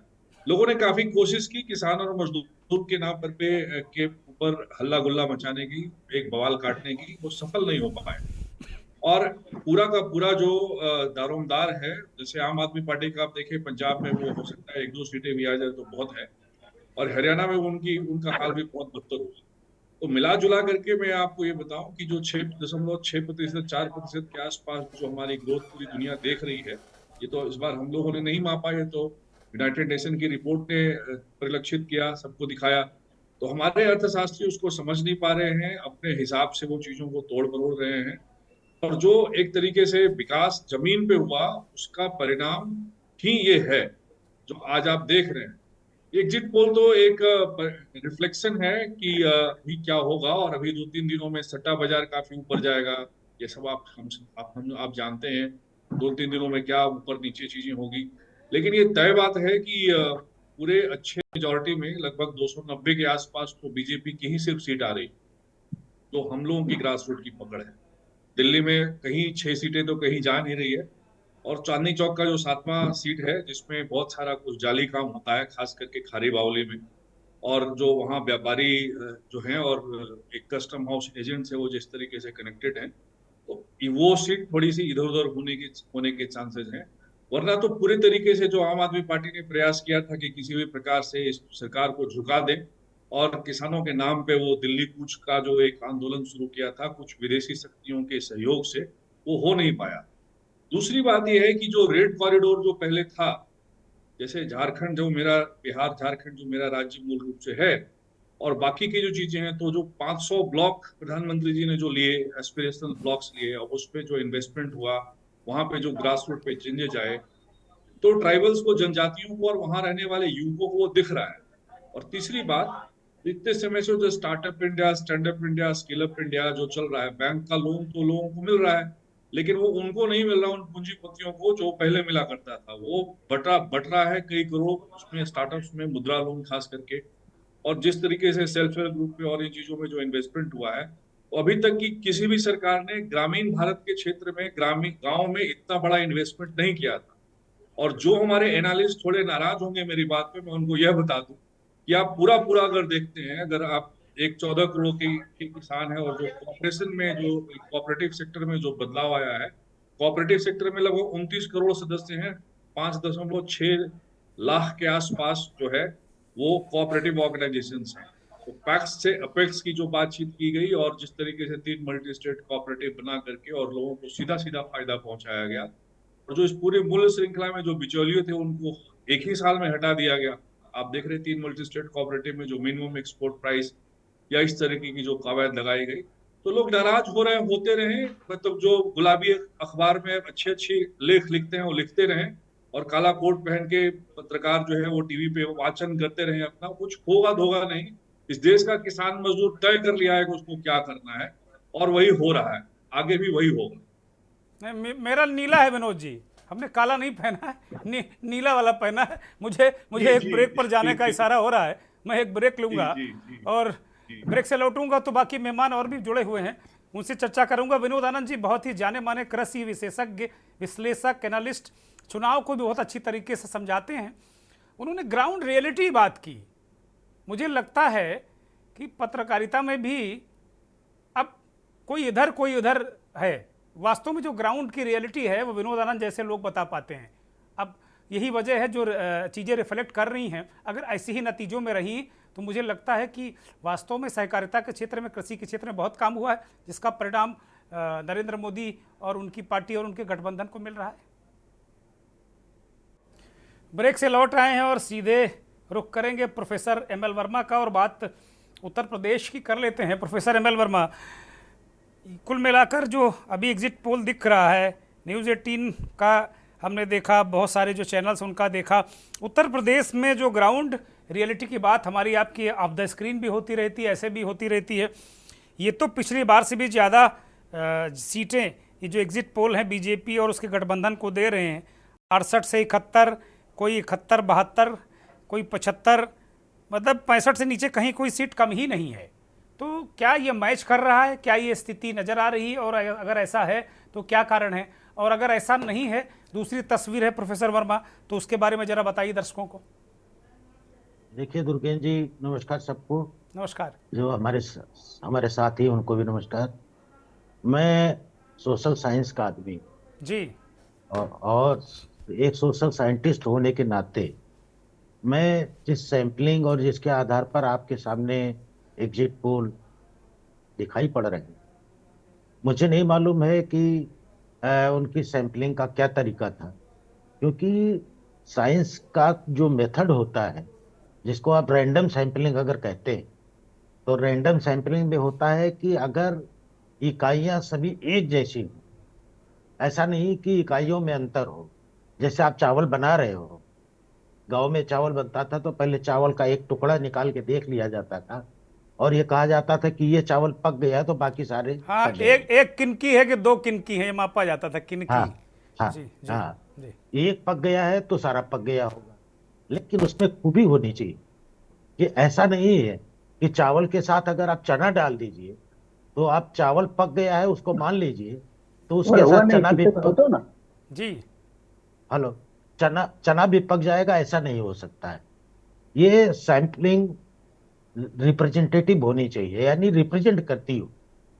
तो कुल मिलाकर के ये जो सैंपलिंग हुई है, कैसे हुई है, क्या है, हमें नहीं मालूम है, पर कोई एग्जिट पोल कोई रॉकेट साइंस नहीं है, आप भी निकाल सकते हो। जैसे मान लीजिए उदाहरण के लिए कोई एक पोलिंग बूथ है, वहां पर 52% वोट पड़ा और 52% में से अगर आप किसी एक बक्से को खोलिए और उसमें देखिए कितने परसेंट किसको जाते हैं, कितने परसेंट किसको जाते हैं, तो उस परसेंट के आधार पर आप निकाल सकते हैं कि कौन जीत रहा है, कौन हार रहा है। शर्त यही है, एग्जिट पोल की भी शर्त यही है, और हमेशा इससे पहले भी हुआ है कि एग्जिट पोल कुछ बताता है। पिछले अभी विधानसभा चुनाव में, जिसमें मध्य प्रदेश था, राजस्थान था, छत्तीसगढ़ था, सब में एग्जिट पोल बदल गया। तो कुल मिलाकर के हम अभी ये नहीं कह सकते हैं कि कौन जीत रहा है, किसकी कितनी सीटें आ रही हैं, पर ग्राउंड पे चूंकि मैं गांव देहात का रहने वाला हूं और निश्चित रूप से एक जागरूक नागरिक होने के नाते कुछ क्षेत्रों का भ्रमण किया, कुछ लोगों से बात की, कुछ रुख पता किया, और ये जो लोग सैंपलिंग करते हैं इनको भी अप्रोप्रिएट जवाब नहीं मिल सकता है। जैसे मान लीजिए कि अगर हम आपसे पूछें कि आपने किसको वोट दिया, तो शायद कोई नहीं बताएगा कि हमने किसको वोट दिया। उसके क्वेश्चन फ्रेम करने के तरीके होते हैं, क्वेश्चन फ्रेम करने के तरीके होते हैं, वो पॉजिटिव भी हो सकते हैं और नेगेटिव भी हो सकते हैं, कि हम किस तरह से प्रश्न पूछ रहे हैं जो आदमी जवाब दे और उससे अर्थ निकल सके। तो कुल मिलाकर के अभी आप एग्जिट पोल पर भरोसा न करिए, रिजल्ट देखिए, और ग्राउंड रियलिटी तो कुछ दूसरी बताती है और एग्जिट पोल कुछ दूसरा बताता है। इसलिए हम ये नहीं कह सकते कि अभी ये रिजल्ट सही होगा। दुर्गेश जी। ठीक बात है, ठीक बात है। शशिकांत जी को चर्चा में लेते हैं, काफी देर से जुड़े हैं, बहुत ही वरिष्ठ पत्रकार विश्लेषक मध्य प्रदेश से जुड़े हैं। शशिकांत जी, मध्य प्रदेश और छत्तीसगढ़ को लेकर जो एग्जिट पोल आया है, क्या कमोबेश वही स्थिति ग्राउंड पर भी दिखी है कि वहाँ बीजेपी का जो पूरा ताना बाना है बहुत मजबूत है, वोट परसेंटेज विधानसभा जैसा ही है? नहीं, देखिए क्या है कि जो अभी चर्चा हुई स्टैटिक्स को लेकर के, मैं अभी वही सांख्यिकी पढ़ रहा था, क्योंकि मैं भी मैथमेटिक्स का स्टूडेंट हूँ जी। और पिंक डेली में काम करता हूँ, लेकिन वैसे काम नहीं करता हूँ जैसे ही पत्रकारों पे आरोप लग रहे थे। तो क्या है कि एक सीट पे मैं अपने भाई से चर्चा कर रहा था, मध्य प्रदेश में 1999 से 99 से हम लोग डेटा मैं कई दिनों से डेटा देख रहा हूँ जी। तो हर चुनाव में वोट जो बढ़ने का पैटर्न है वो बहुत अच्छा है। मतलब 4 लाख वोट थे तो अगले चुनाव में वो करीब 4.25 लाख हो गए हैं, फिर अगले चुनाव में वो 6 लाख हो गए हैं, फिर वो 6.5 लाख हो गए हैं। लेकिन 2014 में वो अचानक 10.5 लाख हो गए। तो मुझे अभी और डेटा देखना है कि वो 2014 में अचानक से बहुत सारे वोटर कहाँ से आए हैं। और अगर आप वोटिंग पैटर्न देखेंगे, कैंडिडेट का सिलेक्शन भी कांग्रेस का बड़ा अजीबोगरीब है। जैसे मान लीजिए एक मैंने सतना सीट को देखा तो वहां पर एक जब खास कैंडिडेट खड़े हुए तो बीजेपी और कांग्रेस में जो वोटिंग का डिफरेंस है वो केवल 1% का है, ओनली 1%। उससे पहले वो कभी 10% है, कभी 20% है, इससे कम नहीं है। और जैसे वो कैंडिडेट हटते हैं वो फिर से वो जो वोटिंग परसेंटेज है वो आपको वो 20% के आसपास आ जाता है। क्या भारतीय जनता पार्टी ने अपना कैंडिडेट नहीं बदला है 5 बार से, वो वही कैंडिडेट है, कांग्रेस अपना बदलती रही। तो कैंडिडेट का सिलेक्शन भी बड़ा मायने रखता है। यहाँ पर डाटा काम नहीं करता है कि कैंडिडेट कौन है। जैसे छिंदवाड़ा सीट है, आप जब भी देखेंगे कि कमलनाथ जी अब वहां नहीं लड़े हैं, कोई दूसरा कैंडिडेट उनके परिवार के दूसरे सदस्य आए हैं, तो अभी जैसे पिछले चुनाव में जब नकुल नाथ थे तो बीजेपी और कांग्रेस में केवल 3% का अंतर है। दैट मीन्स कि आपको केवल जो अगर मान लीजिए वहां 6 लाख 7 लाख या 8 लाख वोट है तो उसका 3% अगर कवर कर ले तो जाहिर है उम्मीदवार जीत जाएगा। तो ये हर सीट पर एक बड़ा अलग मामला है। और मेरे को जो अभी हमारे स्टैटिस्टिक्स के विद्वान ने कहा कि ये इसकी सैंपलिंग इतना मुश्किल काम है कि आप कैसे करेंगे। पहले तो आपको रजिस्टर्ड वोटर देखने हैं कि वो 9 में क्या स्थिति थी और 14 में कितने हुए, और फिर वोटर टर्नआउट क्या हुआ, और फिर पर्टिकुलर सीट पर और उस सीट पर वोटिंग का जो डिफरेंस है पिछले चुनाव से वो अचानक घटा बढ़ा क्या हुआ, और फिर कैंडिडेट का सिलेक्शन। तो ये इतना कॉम्प्लेक्स सिस्टम है, मैथमेटिकली इतना कॉम्प्लेक्स है कि ये तो मजाक करके आपने कह दिया कि 400 सीट आ रही, 500 आ रही, एक बात। दूसरी बात, मैंने अभी पिछले डिबेट में ये बात कही थी, भारतीय जनता पार्टी ने अपना नारा दिया था अब की बार 400 पार। तो मैंने बैठे बैठे हिसाब लगाया कि इनको 400 सीट कैसे मिलेंगी। तो मैंने हिसाब लगाया कि अगर 18 राज्यों में 100% सीट बीजेपी को मिले, फिर से कह देता हूं 18 राज्यों में जिसमें हिंदी बेल्ट सबसे पहले मैंने लिया है, तो 400 सीट बिल्कुल मिल जाएंगी। ये मतलब तय बात है गणित के हिसाब से। तो क्या अगर ऐसा हो रहा है कि 18 राज्यों में 100% सीट बीजेपी को जा रही है, अगर ऐसा जा रही है तो बिल्कुल 400 सीट आ रही है। अदरवाइज इसमें से यदि 20% भी स्लिप हो जाती है तो आप देख लीजिए। तो वहां कर्नाटका में अच्छी सीट मिल रही है, तेलंगाना में मिल रही है, आंध्र प्रदेश में मिल रही है। अगर कर्नाटका, केरला, आंध्र प्रदेश, तेलंगाना में भारतीय जनता पार्टी को एटलीस्ट 50% सीट मिल रही है, तो इसका मतलब है जो आपका प्रश्न है उसका उत्तर इसी में छिपा है कि मध्य प्रदेश में बिल्कुल 29 में से 30 मिल रही है, छत्तीसगढ़ में 11 में से 12 मिल रही हैं, और उत्तर प्रदेश में 80 में से 85 मिल रही है। वहां एक भी वोट नहीं मिलेगी किसी दूसरी पार्टी को। तो चुनाव जाहिर है एक पक्षी है, आराम से भारतीय जनता पार्टी की सरकार बन जाएगी, इसमें कोई शक नहीं है। लेकिन अभी जो हमारे विद्वान ने बताया कि सांख्यिकी जो है बड़ा मजेदार सब्जेक्ट है, बहुत उसको पढ़ने में उसका इक्वेशंस निकालने में बहुत आनंद आता है। तो ये डेटा से जेल नहीं कर रहा है, ये मैच नहीं कर रहा है। ये मतलब अभी सिर्फ ये है कि रैंडम सैंपलिंग की होगी और एक बूथ पे आप चले जाते हैं, आप पूछ लेते हैं और वहां पर क्या स्थिति होती है। दूसरा, मैं आपको एक बार और चर्चा कर चुका हूं कि मान लीजिए किसी बूथ पर 1000 वोटर हैं और उनमें नाम कटे हैं, ये भी बिल्कुल पूरे देश में चर्चा हुई है कि वोटर्स के नाम कटे हैं। अभी मैं किसी पार्टी पर आरोप लगा रहा हूँ ना चुनाव आयोग पर, मैं एक सिर्फ साधारण सी बात कर रहा हूँ। 1000 वोटर में से मान लीजिए 300 वोटर के नाम कट गए हैं, 700 जो है वोटर बचे हैं वहां पर, क्योंकि वो 300 वोट नहीं डाल पाएंगे भले उनके पास कार्ड हो, क्योंकि उनका कार्ड इनवैलिड हो गया है और वो कुछ नहीं कर पाएंगे। क्यों कटे हैं इसके पीछे मैं नहीं जाऊंगा, वो अलग मुद्दा है, हम यहाँ पर किसी अलग दिन डिबेट करेंगे। अब 700 में से यदि मान लीजिए जैसा कि एवरेज वोटिंग पैटर्न इस बार 60% है, तो 420 वोट गिरेंगे। तो किसी भी पार्टी को जीतने के लिए केवल 211 वोट चाहिए। तो यदि मान लीजिए कोई पार्टी सजग है और उसने अपने 211 वोटर पक्के कर लिए हैं, तो वहां वो जीत जाएगी। बाकी वो पार्टी हार जाएगी, भले उसने कितना भी बड़ा एजेंडा उठाया हो और बैठी हुई सरकार ने भले कोई काम ना किया हो, इट डजंट मैटर। तो ये मुद्दों का जो अभी चर्चा हम कर रहे हैं कि क्या महंगाई मुद्दा नहीं है, क्या बेरोजगारी मुद्दा नहीं है, क्या दूसरी चीजें मुद्दा नहीं है, बिल्कुल है। लेकिन ये जो जो जो वोटर कट गए हैं, जिनके नाम गायब हैं, जुड़ गए नहीं है, मेरे परिवार के 2-2 3-3 लोगों के नाम गायब हैं, मैंने शिकायत भी मतलब कुल कर रखी मिला है, उसको के कोई आप दिक्कत ये नहीं। कहना चाह रहे हैं कि इलेक्शन मैनेजमेंट सबसे बड़ा मुद्दा है इलेक्शन जीतने के लिए।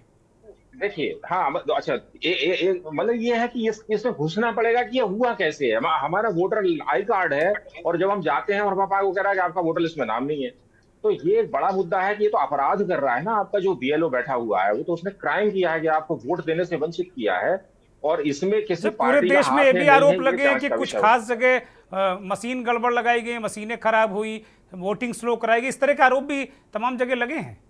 दुर्गेश जी, अभी बात क्या है, हम लोग डाटा पे कर रहे हैं, तो डाटा से मैं जोड़ के बात कर रहा हूँ कि डाटा कैसे मैच कर, क्योंकि हम लोग एग्जिट पोल डाटा पे आधारित थे।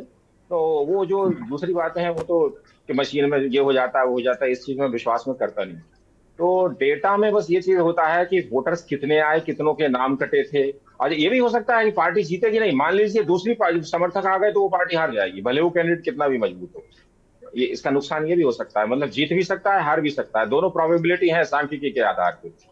तीसरी बात, जो राजनीतिक बात है इस चुनाव में, राहुल गांधी ने पिछले मध्य प्रदेश की जो बात हो रही है, और मध्य प्रदेश से मैं जोड़कर देश की बात कर देता हूँ।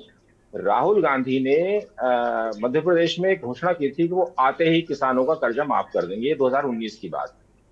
और भारत कांग्रेस के किसी भी मतलब सदस्य ने, वरिष्ठ सदस्यों ने इस बात को बिल्कुल नहीं उठाया। लेकिन कांग्रेस चुनाव जीत गई थी, जैसे भी जीती जीत गई थी, मतलब किसानों को ये बात हिट कर गई। इस बार भी राहुल गांधी ने, सॉरी, शिवराज सिंह चौहान सरकार ने ये घोषणा की थी कि लाडली बहनों को 1200 रुपया महीना देंगे और बाद में बढ़ा के 3000 कर देंगे। और भारतीय जनता पार्टी का ये मानना है कि उसने बिल्कुल हिट किया और उससे वो 163 सीट जीत गई। एग्जिट पोल कह रहे थे कि वो हार रही है, लेकिन वो 163 बहुत अच्छे बहुमत से जीती। लेकिन फिर बाद में ये सवाल उठा कि छत्तीसगढ़ में तो ये मुद्दा था नहीं, राजस्थान में तो था नहीं, तो वहां कैसे हारी।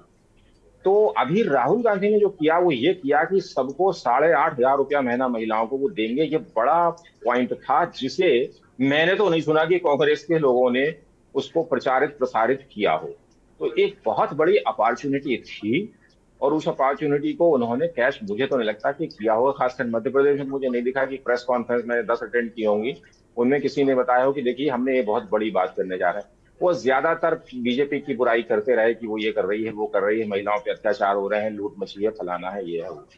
तो स्ट्रेटेजी में प्रॉब्लम भी जीत का एक बहुत बड़ी, ठीक है, मतलब मायने रखता है, एक बड़ा हिस्सा होता जी है किसी भी चुनाव। जी जी शुक्रिया, बने रहिए शशिकांत जी। मैं एक बार, दो बड़े महत्वपूर्ण राज्य हैं महाराष्ट्र और बंगाल, और यहाँ ये कहा, जो एग्जिट पोल दिखा रहे हैं उसमें एनडीए को नुकसान होता नजर आ रहा है, ठीक ठाक नुकसान होता नजर आ रहा है। महाराष्ट्र से हमारे साथ अरुण लाल जी जुड़े हुए हैं। महाराष्ट्र में ये क्या गणित दिख रहा है, क्योंकि जिस तरीके से एग्जिट पोल आए हैं बड़े शर्माते जो इंडिया वाला गठबंधन है उसको वोटें, मतलब सीटें दी गई हैं, उसके बाद भी काफ़ी सीटें जा रही हैं। क्या क्या गणित है, क्या जिनको असली कहा जाता था वो शिवसेना एनसीपी, वो नकली निकले? देखिए, अरुण जी, महाराष्ट्र लास्ट टाइम भी हमने बात की थी कि महाराष्ट्र की राजनीति में बहुत बहुत बड़ा परिवर्तन देखने को मिलेगा, और वो देखने में मिल रहा है। एग्जिट पोल में वो बातें आ रही थी, लेकिन इसमें जो असली कहानी ये है कि बीजेपी के साथ जो सहयोगी दल थे जिनको लिया, जैसे अजित पवार को, जैसे जिस जिस तरीके से लाया गया शरद पवार को नुकसान पहुंचा ऐसा लग रहा, तो वो अजित पवार कुछ अच्छा परफॉर्मेंस नहीं करते नजर आ रहे हैं। बीजेपी की सीटें कुछ कुछ एक सीटें, 2-4 सीटें नुकसान हो रहा है बीजेपी के पर्सनली, लेकिन जो सहयोगी दल थे, जैसे पहले उनका शिवसेना सहयोगी दल थी, तो शिवसेना में जो महाराष्ट्र की जनता थी उसने, ऐसा दिख रहा है कि उसने एकनाथ शिंदे की शिवसेना को मुंबई और आसपास के इलाकों में तो एकदम नकारा है, मतलब मना किया है कि नहीं, जो है ये असली शिवसेना नहीं है, ऐसा नजर आ रहा है। शरद पवार भी अपनी ताकत बरकरार रखने में सफल हुए। तो बीजेपी का पर्सनल नुकसान तो नहीं हुआ, लेकिन उन्होंने जो सहयोगी दलों का बड़ा नुकसान नहीं किया, जो उनके पूरे सहयोगी दल है उसमें नुकसान दिखाई दे रहा है। वो पहले से ही तय था, क्योंकि जनता में एक बड़ा रोष था कि जिस तरह की राजनीति महाराष्ट्र में हुई, ऐसी राजनीति महाराष्ट्र में कभी नहीं हुई। और महाराष्ट्र की राजनीति हमेशा एक दूसरे को थोड़ा सा रिस्पेक्ट देके चलती रही है, एक दूसरे के साथ नेताओं का उठना बैठना भी रहा है काफी समय। लेकिन पिछले कुछ समय से ये बहुत अभद्र भाषाएं बोली गई, जिसके कारण जनता खूब नाराज थी, जिसका एग्जिट पोल में आपको देखने को मिलता है। अब नहीं, अरुण जी बड़ी महत्वपूर्ण, बड़ी दिलचस्प बात मेरे दिमाग में आ रही है कि क्या बीजेपी को ये पता था कि ये लोग नकली हैं, उसके बाद भी इनको तोड़ कर लाया गया, जबरदस्ती लाया गया, धमका कर लाया गया, जैसा विपक्ष आरोप लगाता रहा है कि पवार साहब की पार्टी टूट गई, उनकी पार्टी छीन ली गई, उनका चुनाव चिन्ह छीन लिया गया। इसी तरह उद्धव ठाकरे की पार्टी तोड़ दी गई, चुनाव चिन्ह छीन लिया गया। तो बीजेपी घाटे का सौदा तो नहीं करती। मुझे लगता है कि यहाँ अंडर एस्टिमेट हुआ है या ओवर एस्टिमेट किया है इन लोगों को। बिल्कुल ऐसा इसका नुकसान उन लोगों को नुकसान उठाना पड़ेगा जब गवर्नमेंट बनेगी। तो वो लोग जो इस निर्णय के पीछे थे उनके लिए तैयारियां की जा रही है बीजेपी के अंदर बातें चल रही, उनका क्या, किसी को अनुमान नहीं था कि इस तरह से जनता रिएक्ट। सब लोगों ने सोचा कि ये वास्तव में एक, अगर हम लोकतंत्र की बात करें तो एकनाथ शिंदे बहुत अच्छे नेता है, बड़े नेता है, जनता के नेता है, लेकिन हिंदुस्तान में लोकतंत्र अलग तरह से चलता है। एक लोगों का इमोशंस हमेशा होते हैं। लोग सोचते हैं कि क्योंकि बाला साहब ठाकरे ने शिवसेना को खड़ा किया, इसलिए उनके बेटे को ही अधिकार कि वो शिवसेना का असली वारिस हो, जबकि बाला साहब की शिवसेना को आगे बढ़ाने में एकनाथ शिंदे का बहुत बड़ा योगदान था और सच्चे मायने में वो बड़े नेता हैं। लेकिन जो हिंदुस्तान के लोग हैं वो इस तरह से रिएक्ट नहीं करते। ठीक है, उनका जो है वर्चस्व इस तरह का, परिवारवाद पे हिंदुस्तान को बहुत ज्यादा भरोसा है जनता में, चाहे कोई कितना भी विरोध। अब देखिए, ये बड़ी बड़ी बड़ी विरोधाभासी बात आप कह रहे हैं। मोदी जी पूरे कैंपेन में परिवार परिवार परिवार करते रहे, और महाराष्ट्र में परिवार, बंगाल में परिवार, बिहार में परिवार से ही चुनौती मिल रही है। बिहार में भी जो नुकसान हो रहा है, अच्छा खासा नुकसान है। जो वोट परसेंटेज एक तरीके से 41% हो गया इंडिया का, वहाँ बिहार में बढ़कर। बंगाल में आते हैं, हमारे साथ अवधेश जी जुड़े हुए हैं, बहुत ही वरिष्ठ पत्रकार हैं पश्चिम बंगाल के। अवधेश जी, बंगाल में जिस तरीके से देखा जा रहा था कि ऐसा लग रहा था कि बीजेपी बहुत बड़ा नुकसान ममता बनर्जी को करेगी, लेकिन वैसा होता एग्जिट पोल में दिख नहीं रहा। क्या वजह मान रहे हैं? सर नमस्कार सभी पैनलिस्ट को। सर इसका कोई बड़ा वजह नहीं, सबसे बड़ा वजह अब मैं आपको बता दे रहा हूँ कि जो मध्य प्रदेश में लाडली बहना जो योजना थी, वही पश्चिम बंगाल में लक्ष्मी भंडार योजना जो है 1000 रुपया प्रति माह महिलाओं को दिया जा रहा है सरकार द्वारा, ममता दीदी द्वारा, वो हिट कर गया है। लेकिन जो बीजेपी का 1826 सीट, मैं बार बार बोल रहा हूँ 18 से 26 सीट, लेकिन मेरा जो आज में जो राउंड में गया हुआ था, मैं आप सोच नहीं सकते हैं कि लोग करीब 50 लोग खड़े थे, मैं वहां चाय पी रहा था, वो समझ नहीं पाया कि मैं कौन हूं। तो जानते क्या बोल रहे थे कि अरे हमने तो बीजेपी को वोट दिया है, साइलेंट वोट है। और वहां पे उस क्षेत्र में बीजेपी के कार्यकर्ता नहीं है, लेकिन वोटर बहुत ज्यादा है जी, साइलेंट एकदम। 50 में 50 लोगों का यही जुबान था। यही दूसरा बात कि एक 7-8 दिन पहले आपने देखा होगा कि धर्म गुरुओं के ऊपर अंगुली उठाई गई थी।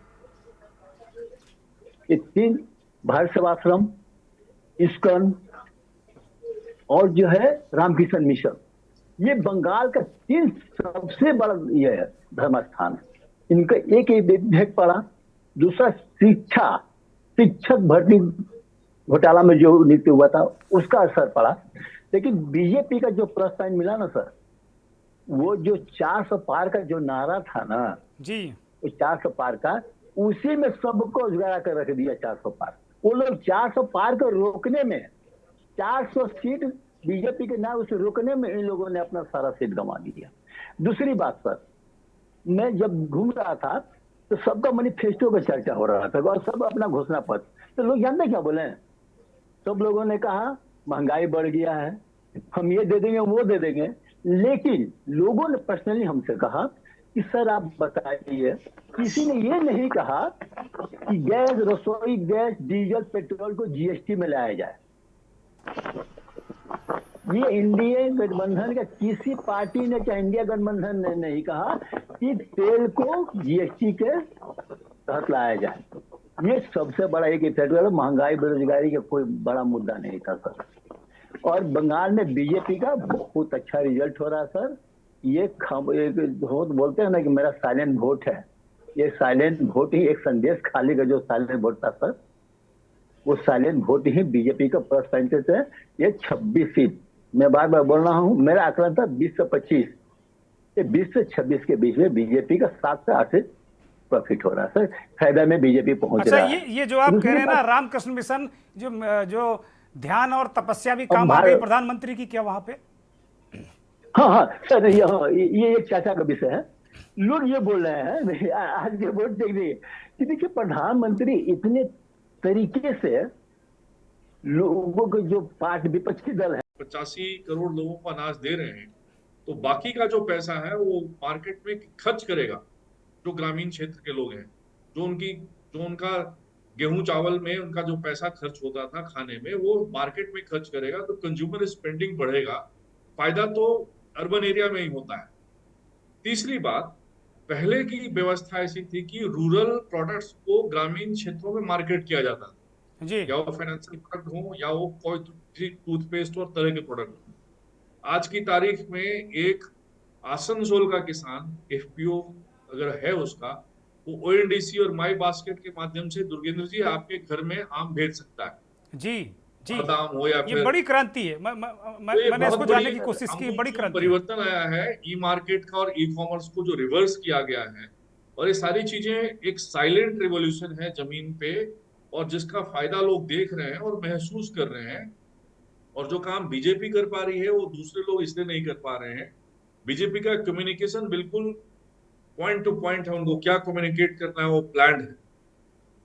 लेकिन दूसरी पार्टियों में वो कम्युनिकेशन नहीं हो रहा। देखिए अभी भी कांग्रेस को 40-42% वोट आएगा, अभी भी ऐसा नहीं है कि उनको वोट नहीं आएगा, उनके चाहने वाले लोग नहीं है। लेकिन जो जमीन पे भटकाने वाले लोग थे, जो तरह तरह की बातें, जैसे अभी डेटा एनालिटिक्स कई तरह की बात करेंगे, कई लोग कहेंगे कि वोटर कार्ड में 10 तरह की तकलीफें थी, कई लोग ईवीएम की मशीन पे भी उंगलियां उठाएंगे। तो ये सारी चीजें अभी आने वाले समय में होगी।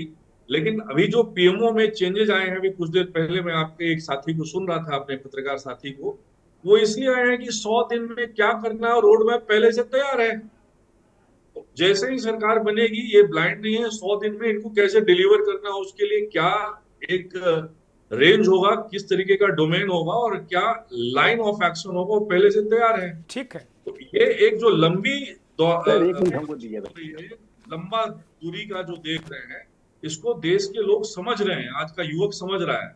और जो नए युवक जोड़ रहे हैं, वो थोक भाव में एक मुश्त जाति धर्म छोड़ के बीजेपी को वोट दे रहे हैं। ठीक है, ठीक है, ठीक है। जल्दी से चौधरी जी, जल्दी से बोलिए फटाक से, क्योंकि मेरे पास एक मिनट का वक्त है, जल्दी से। हाँ सर, एक मिनट में खत्म कर दूंगा सर। इंडिया का सबसे बड़ा प्लस पॉइंट जानते क्या था? सबसे बड़ा प्लस पॉइंट था कि मैं कम से कम 10,000 का वाड़ी वाला एक गाँव था, आसपास का मिला के मैं गया हुआ था। वहां पर देखिए घर का सबसे बड़ा इज्जत क्या है? महिलाएं। सबसे बड़ा इज्जत, उनका इज्जत ढकने के लिए प्रधानमंत्री जी ने शौचालय योजना में निकाला था ना, वो सबसे बड़ा प्लस पॉइंट निकला। प्लस पॉइंट 400 सीट के लिए सबसे बड़ा प्लस पॉइंट है। दूसरा, गरीबों का जो घर मिला, जी एक तरह से कह सकते हैं कि 1 रूम का flat, kitchen room, bathroom, 1 room मिल गया, तो वो सबसे बड़ा प्लस पॉइंट। मैंने खुद लोगों ने बोला। ठीक है, अरुण यादव एक छोटा सा कमेंट कुछ कहना चाह रहे हैं। अरुण यादव, 6,000 रुपया, 6,000 रुपया किसानों का। ठीक है अरुण जी, अरुण जी प्लस पॉइंट था। जल्दी से अरुण जी कुछ कहना चाह रहे हैं? कि मैं ये कहना चाह रहा हूँ कि जो है देश की राजनीति में जो आपने बात कही कि पत्रकारिता एक या विरोध में है या पक्ष में है, के कारण रिजल्ट्स बहुत खराब अलग आ रहे हैं। लेकिन जो एग्जिट पोल है वो ये मैं इस बात से सहमत हूँ कि बीजेपी गवर्नमेंट बनाने जा रही है, और ये बात बिल्कुल सही है कि चुनाव में सबसे ज्यादा जो जरूरी है आज जो दिख रहा है वो मैनेजमेंट है। और जो कम्युनिकेट करने की बात है कि एग्जैक्ट बीजेपी को जो बोलना है वो एग्जैक्ट कम्युनिकेट ऊपर से जो आदेश जाता है नीचे जितनी बेहतर तरीके से बीजेपी कर पा रही है। चुनाव मैनेजमेंट में बीजेपी का कोई स्थान ही नहीं है। मुद्दे, जैसे भाई साहब ने बड़ा बहुत ठोस बात बोली कि मुद्दे एक साइड में रख दीजिए। जो आंकड़े हैं, जो रिजल्ट्स हैं, वो इस बात पर निर्भर करता है कि आपने चुनाव को कैसे मैनेज किया। तो इस मामले में बीजेपी जैसा मैनेजमेंट मैंने कभी नहीं देखा। बीजेपी बहुत मेहनत करती है, लगातार मेहनत करती है, और उसका रिजल्ट उसको देखने को मिलेगा। 400 पार तो बिल्कुल सही कह रहे हैं कि ठीक है। शशिकांत जी एक छोटा सा कमेंट, फिर मैं ML वर्मा के पास जाऊंगा। शशिकांत जी, ये क्या है कि मतलब काम जो है भारतीय जनता पार्टी का, एनडीए गवर्नमेंट का, वो बिल्कुल एक अलग बात है। और वो मैंने कहा ना, अगर हम फिर से डाटा पे जाते हैं, जो अभी चूंकि डिबेट का विषय है एग्जिट पोल जो मुझे बताया गया, तो ये मुझे डाटा की बात करनी पड़ेगी और उसमें बुरा ना माने कोई भी। और पत्रकार का धर्म जो अभी एक दूसरी बात भी आपने कही कि एक पक्ष का पत्रकार है, एक विपक्ष का पत्रकार है, ऐसा शायद नहीं है। मतलब हम लोग तो नहीं करते, हमें अपनी रिपोर्ट अमूमन ऐसा हो गया। मुझे माफ करिएगा, मैं बिल्कुल आप जैसे लोगों को इससे अलहदा रख रहा हूं बिल्कुल, लेकिन हैं, मैं सारे नहीं, मैंने सारे नहीं कहा, लेकिन 2 ध्रुव बट गए। वो ये कि कुछ इधर जाओ, कुछ उधर आओ, और मेरे पीछे कुछ आ जाओ। तो मेरे पीछे देखो तो 2-4 ही दिखते हैं। जी दुर्गेश जी बहुत मोटी मोटी 2 बातें हैं। जैसे यूपीआई का डिजिटल पेमेंट बहुत बढ़ा, बिल्कुल सही बात है, इट्स अ फैक्ट। मगर 2014 में 15 लाख करोड़ करेंसी 33 लाख करोड़ भी हो गई, करेंसी हो गई। ये आरबीआई का डेटा, मेरा डेटा नहीं है, ये नहीं है। किसानों का कर्ज, सॉरी, आय जो है 2022 तक दुगनी होनी थी, लेकिन उससे पहले के बजट में 20 लाख करोड़ किसानों को देना पड़ रहा है। तो ये कई सारे प्रश्न ऐसे होते हैं जो पत्रकार को उठाने पड़ते हैं, पूछने पड़ते हैं, और सरकार की ये नैतिक जिम्मेदारी होती है कि वो इनका जवाब दे, बताए कि ऐसा इसलिए हो रहा है, उसका रीजन ये है, उसके पीछे फैक्ट ये है। ये कोई नहीं कह रहा है कि किसानों की जो है बर्बादी हो गई है, ये हो गया है, वो हो गया, लेकिन अर्बनाइजेशन भी हो रहा है और काम भी आपका हो रहा है। ऐसा नहीं कि काम नहीं हो रहा है, लेकिन आपके बिल भी आते हैं, फिर वो विड्रॉ हो जाते हैं। तो एक जब किसी तरह का विरोधाभास होता है तो जर्नलिस्ट को लिखना पड़ता है। वो ये नहीं कह सकता कि नहीं, ये मैं एक तरफा ही लिखूंगा या मैं ऐसे करूंगा। खासकर मतलब मैं अगर अपनी बात कहूं तो, या पिंक डेलीज के जर्नलिस्ट की बात कहूं, तो वो डेटा पर जाना पड़ता है। 43 लाख करोड़ का बजट है, तो आपका टैक्स कलेक्शन 3.5 लाख करोड़ है क्या? अगर शॉर्ट सवाल है तो जाहिर है कि आप घाटे में जा रहे हैं। तो ये सवाल उठाने पड़ेंगे ना हमको। अगर हम नहीं उठाएंगे तो कौन उठाएगा? मुझे लगता है आप जैसे 2% लोग हैं, 98% कमेंटेटर हैं, पत्रकारी नहीं है, कमेंटेटर है, भाषण दे रहे हैं। ML वर्मा साहब के पास जाऊंगा मैं अंतिम टिप्पणी के लिए। प्रोफेसर साहब, उत्तर प्रदेश को लेकर अब एक और डेटा आ गया, सी वोटर का सर्वे, वो 15 से 17 विपक्ष को दिखा रहे हैं और 62 से 66 सीटें दिखा रहे हैं एनडीए को। 73 सीट है सर। प्रोफेसर वर्मा से मैं सवाल है मेरा। दुर्गेन जी, अगर आपको स्टेट के विषय में जानना है, हमारे साथी लोग बैठे हैं, मैं एक किताब सजेस्ट करूंगा, द ओरिजिन ऑफ स्टेट। फिर से बोलता हूं, द ओरिजिन ऑफ स्टेट, कभी पढ़ के देखिए। और बहुत सी चीजें साइकोलॉजिकल होती हैं, जैसे कि भी भाई साहब पत्रकार जी बता रहे थे कि साहब मोदी साहब 1 तारीख को चले गए, वहां पे बैठ गए। 1 तारीख को प्रचार नहीं कर सकते थे, रैली नहीं कर सकते थे, लेकिन एक साइकोलॉजिकल असर पब्लिक पर जाने का कि हम धार्मिक उसमें आस्था रखते हैं, हमने मंत्री भी बनाया, और हम कैसे लोगों को मानसिक रूप से अपने फेवर में मोड़ सकते हैं। वर्जिन ऑफ स्टेट में यही है कि सबसे पहले जो राज्य थे वो वहाँ राजा नहीं होते थे, पहले ये चर्च और मठों उससे चलते थे राज्य। और चर्च के जो चर्च के पादरी जो होते थे, जो मठों के जो पुरोहित होते थे, वो कहते थे हम तो भगवान के भेजे हुए प्रतिनिधि हैं। तो भगवान के भेजे हुए प्रतिनिधि की स्थिति को दर्शाने के लिए, या आप ये कह सकते हैं कि व्यक्ति को कैसे भरमाया जाए, कैसे अपने पक्ष में ये लाया सवाल जाए। हुए हैं इस चुनाव में कि किसी ने कहा कि देवता, किसी ने कहा कि पता नहीं मैं पैदा ही हुआ कि नहीं हुआ। बहुत सारी चीजें हुई हैं इस चुनाव में। तो दुर्गेन जी ऐसा है ना जी वैसे तो नेता का मतलब ये होता है कि आदमी जिसको फॉलो करे, और किसी भी राज्य के लिए, मैं न केवल हिंदुस्तान की बात करूं, विश्व के किसी भी राज्य के लिए आप अगर विकास में जाना चाहते हैं, विकसित होना चाहते हैं, तो निश्चित रूप से आपको साइंस की तरफ बढ़ना पड़ेगा। आज जिस मेथोडोलॉजी में हम बैठे हुए हैं, हम अपने घर में बैठ करके आपसे बात कर रहे हैं और सभी एक दूसरे से जुड़े हुए हैं अपने घर से, जिस साइंस के युग में बैठ करके, और इसके बाद में हम बिना साइंस की बात करने लगे, यह संभव नहीं। इसीलिए एक बार एक घटना बता दूं मैं, इसके बाद खत्म करिएगा कि जापान और हिंदुस्तान में क्या अंतर है। बात है, आज कॉन्फ्रेंस में गया तो मैंने ये कहा कि जापान और हिंदुस्तान में बेसिक अंतर ये है कि हिंदुस्तान के लोग कॉपी, टेक्नोलॉजी आती है तो आप उसकी कॉपी कर लेते हैं।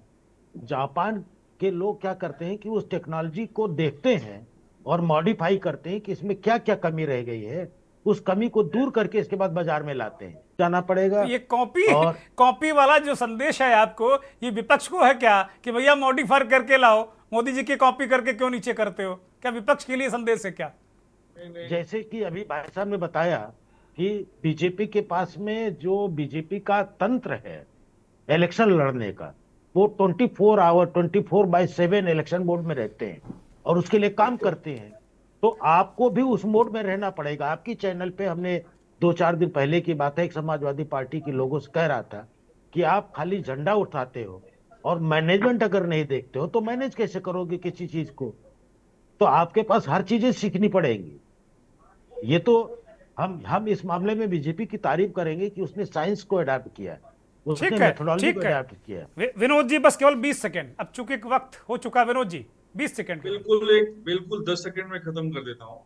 ये यूपीआई, टीका, ये सारी चीजें कहीं से कॉपी नहीं की है हमने। हम लोग कॉपी कैट नहीं है, दुनिया हमारी कॉपी कर रही है। एग्रीकल्चर में भी यही हाल है। हम जिस तरीके का वैल्यू चेन बना रहे हैं, हमको अपने अंदर झांकना होगा और जो अपनी अच्छी चीजें हैं उसको व्यक्त करनी। बहुत बहुत धन्यवाद। बहुत शुक्रिया विनोद जी, एमएल वर्मा साहब, शशिकांत जी, अरुण जी, चौधरी साहब, बहुत बहुत धन्यवाद। बहुत बहुत आभार आपका। सभी मेहमानों का भी बहुत धन्यवाद। एग्जिट महापोल का विश्लेषण आज बड़ा दिलचस्प रहा। खासतौर पर शशिकांत जी ने बहुत डेटा पर वो अड़े रहे, वो डेटा एनालिस्ट हैं और वो कुछ चुनिंदा पत्रकारों में से एक हैं जो बहुत पढ़ते लिखते हैं। मुझे ऐसे पत्रकार कम ही मिलते हैं जो इतना पढ़ के तर्कों के साथ रखते हैं। विनोद आनंद जी ने बहुत कृषि के क्षेत्र में जो बदल रहा है भारत, उसके बारे में बहुत अच्छी चर्चा की और शायद उसका रिफ्लेक्शन है। वो मान रहे हैं कि जो बीजेपी के पक्ष में, एनडीए के पक्ष में जो इस तरीके का जनादेश दिख रहा है वो उसका रिफ्लेक्शन है। क्या विपक्ष वास्तव में पैमाना उसके पास है नहीं? क्या कोई बैरोमीटर, थर्मामीटर, कोई सिंपल सा मीटर जिससे कपड़ा नापा जाता है, क्या वो भी नहीं क्या विपक्ष के पास? फिलहाल इस कार्यक्रम में इतना ही। नमस्कार।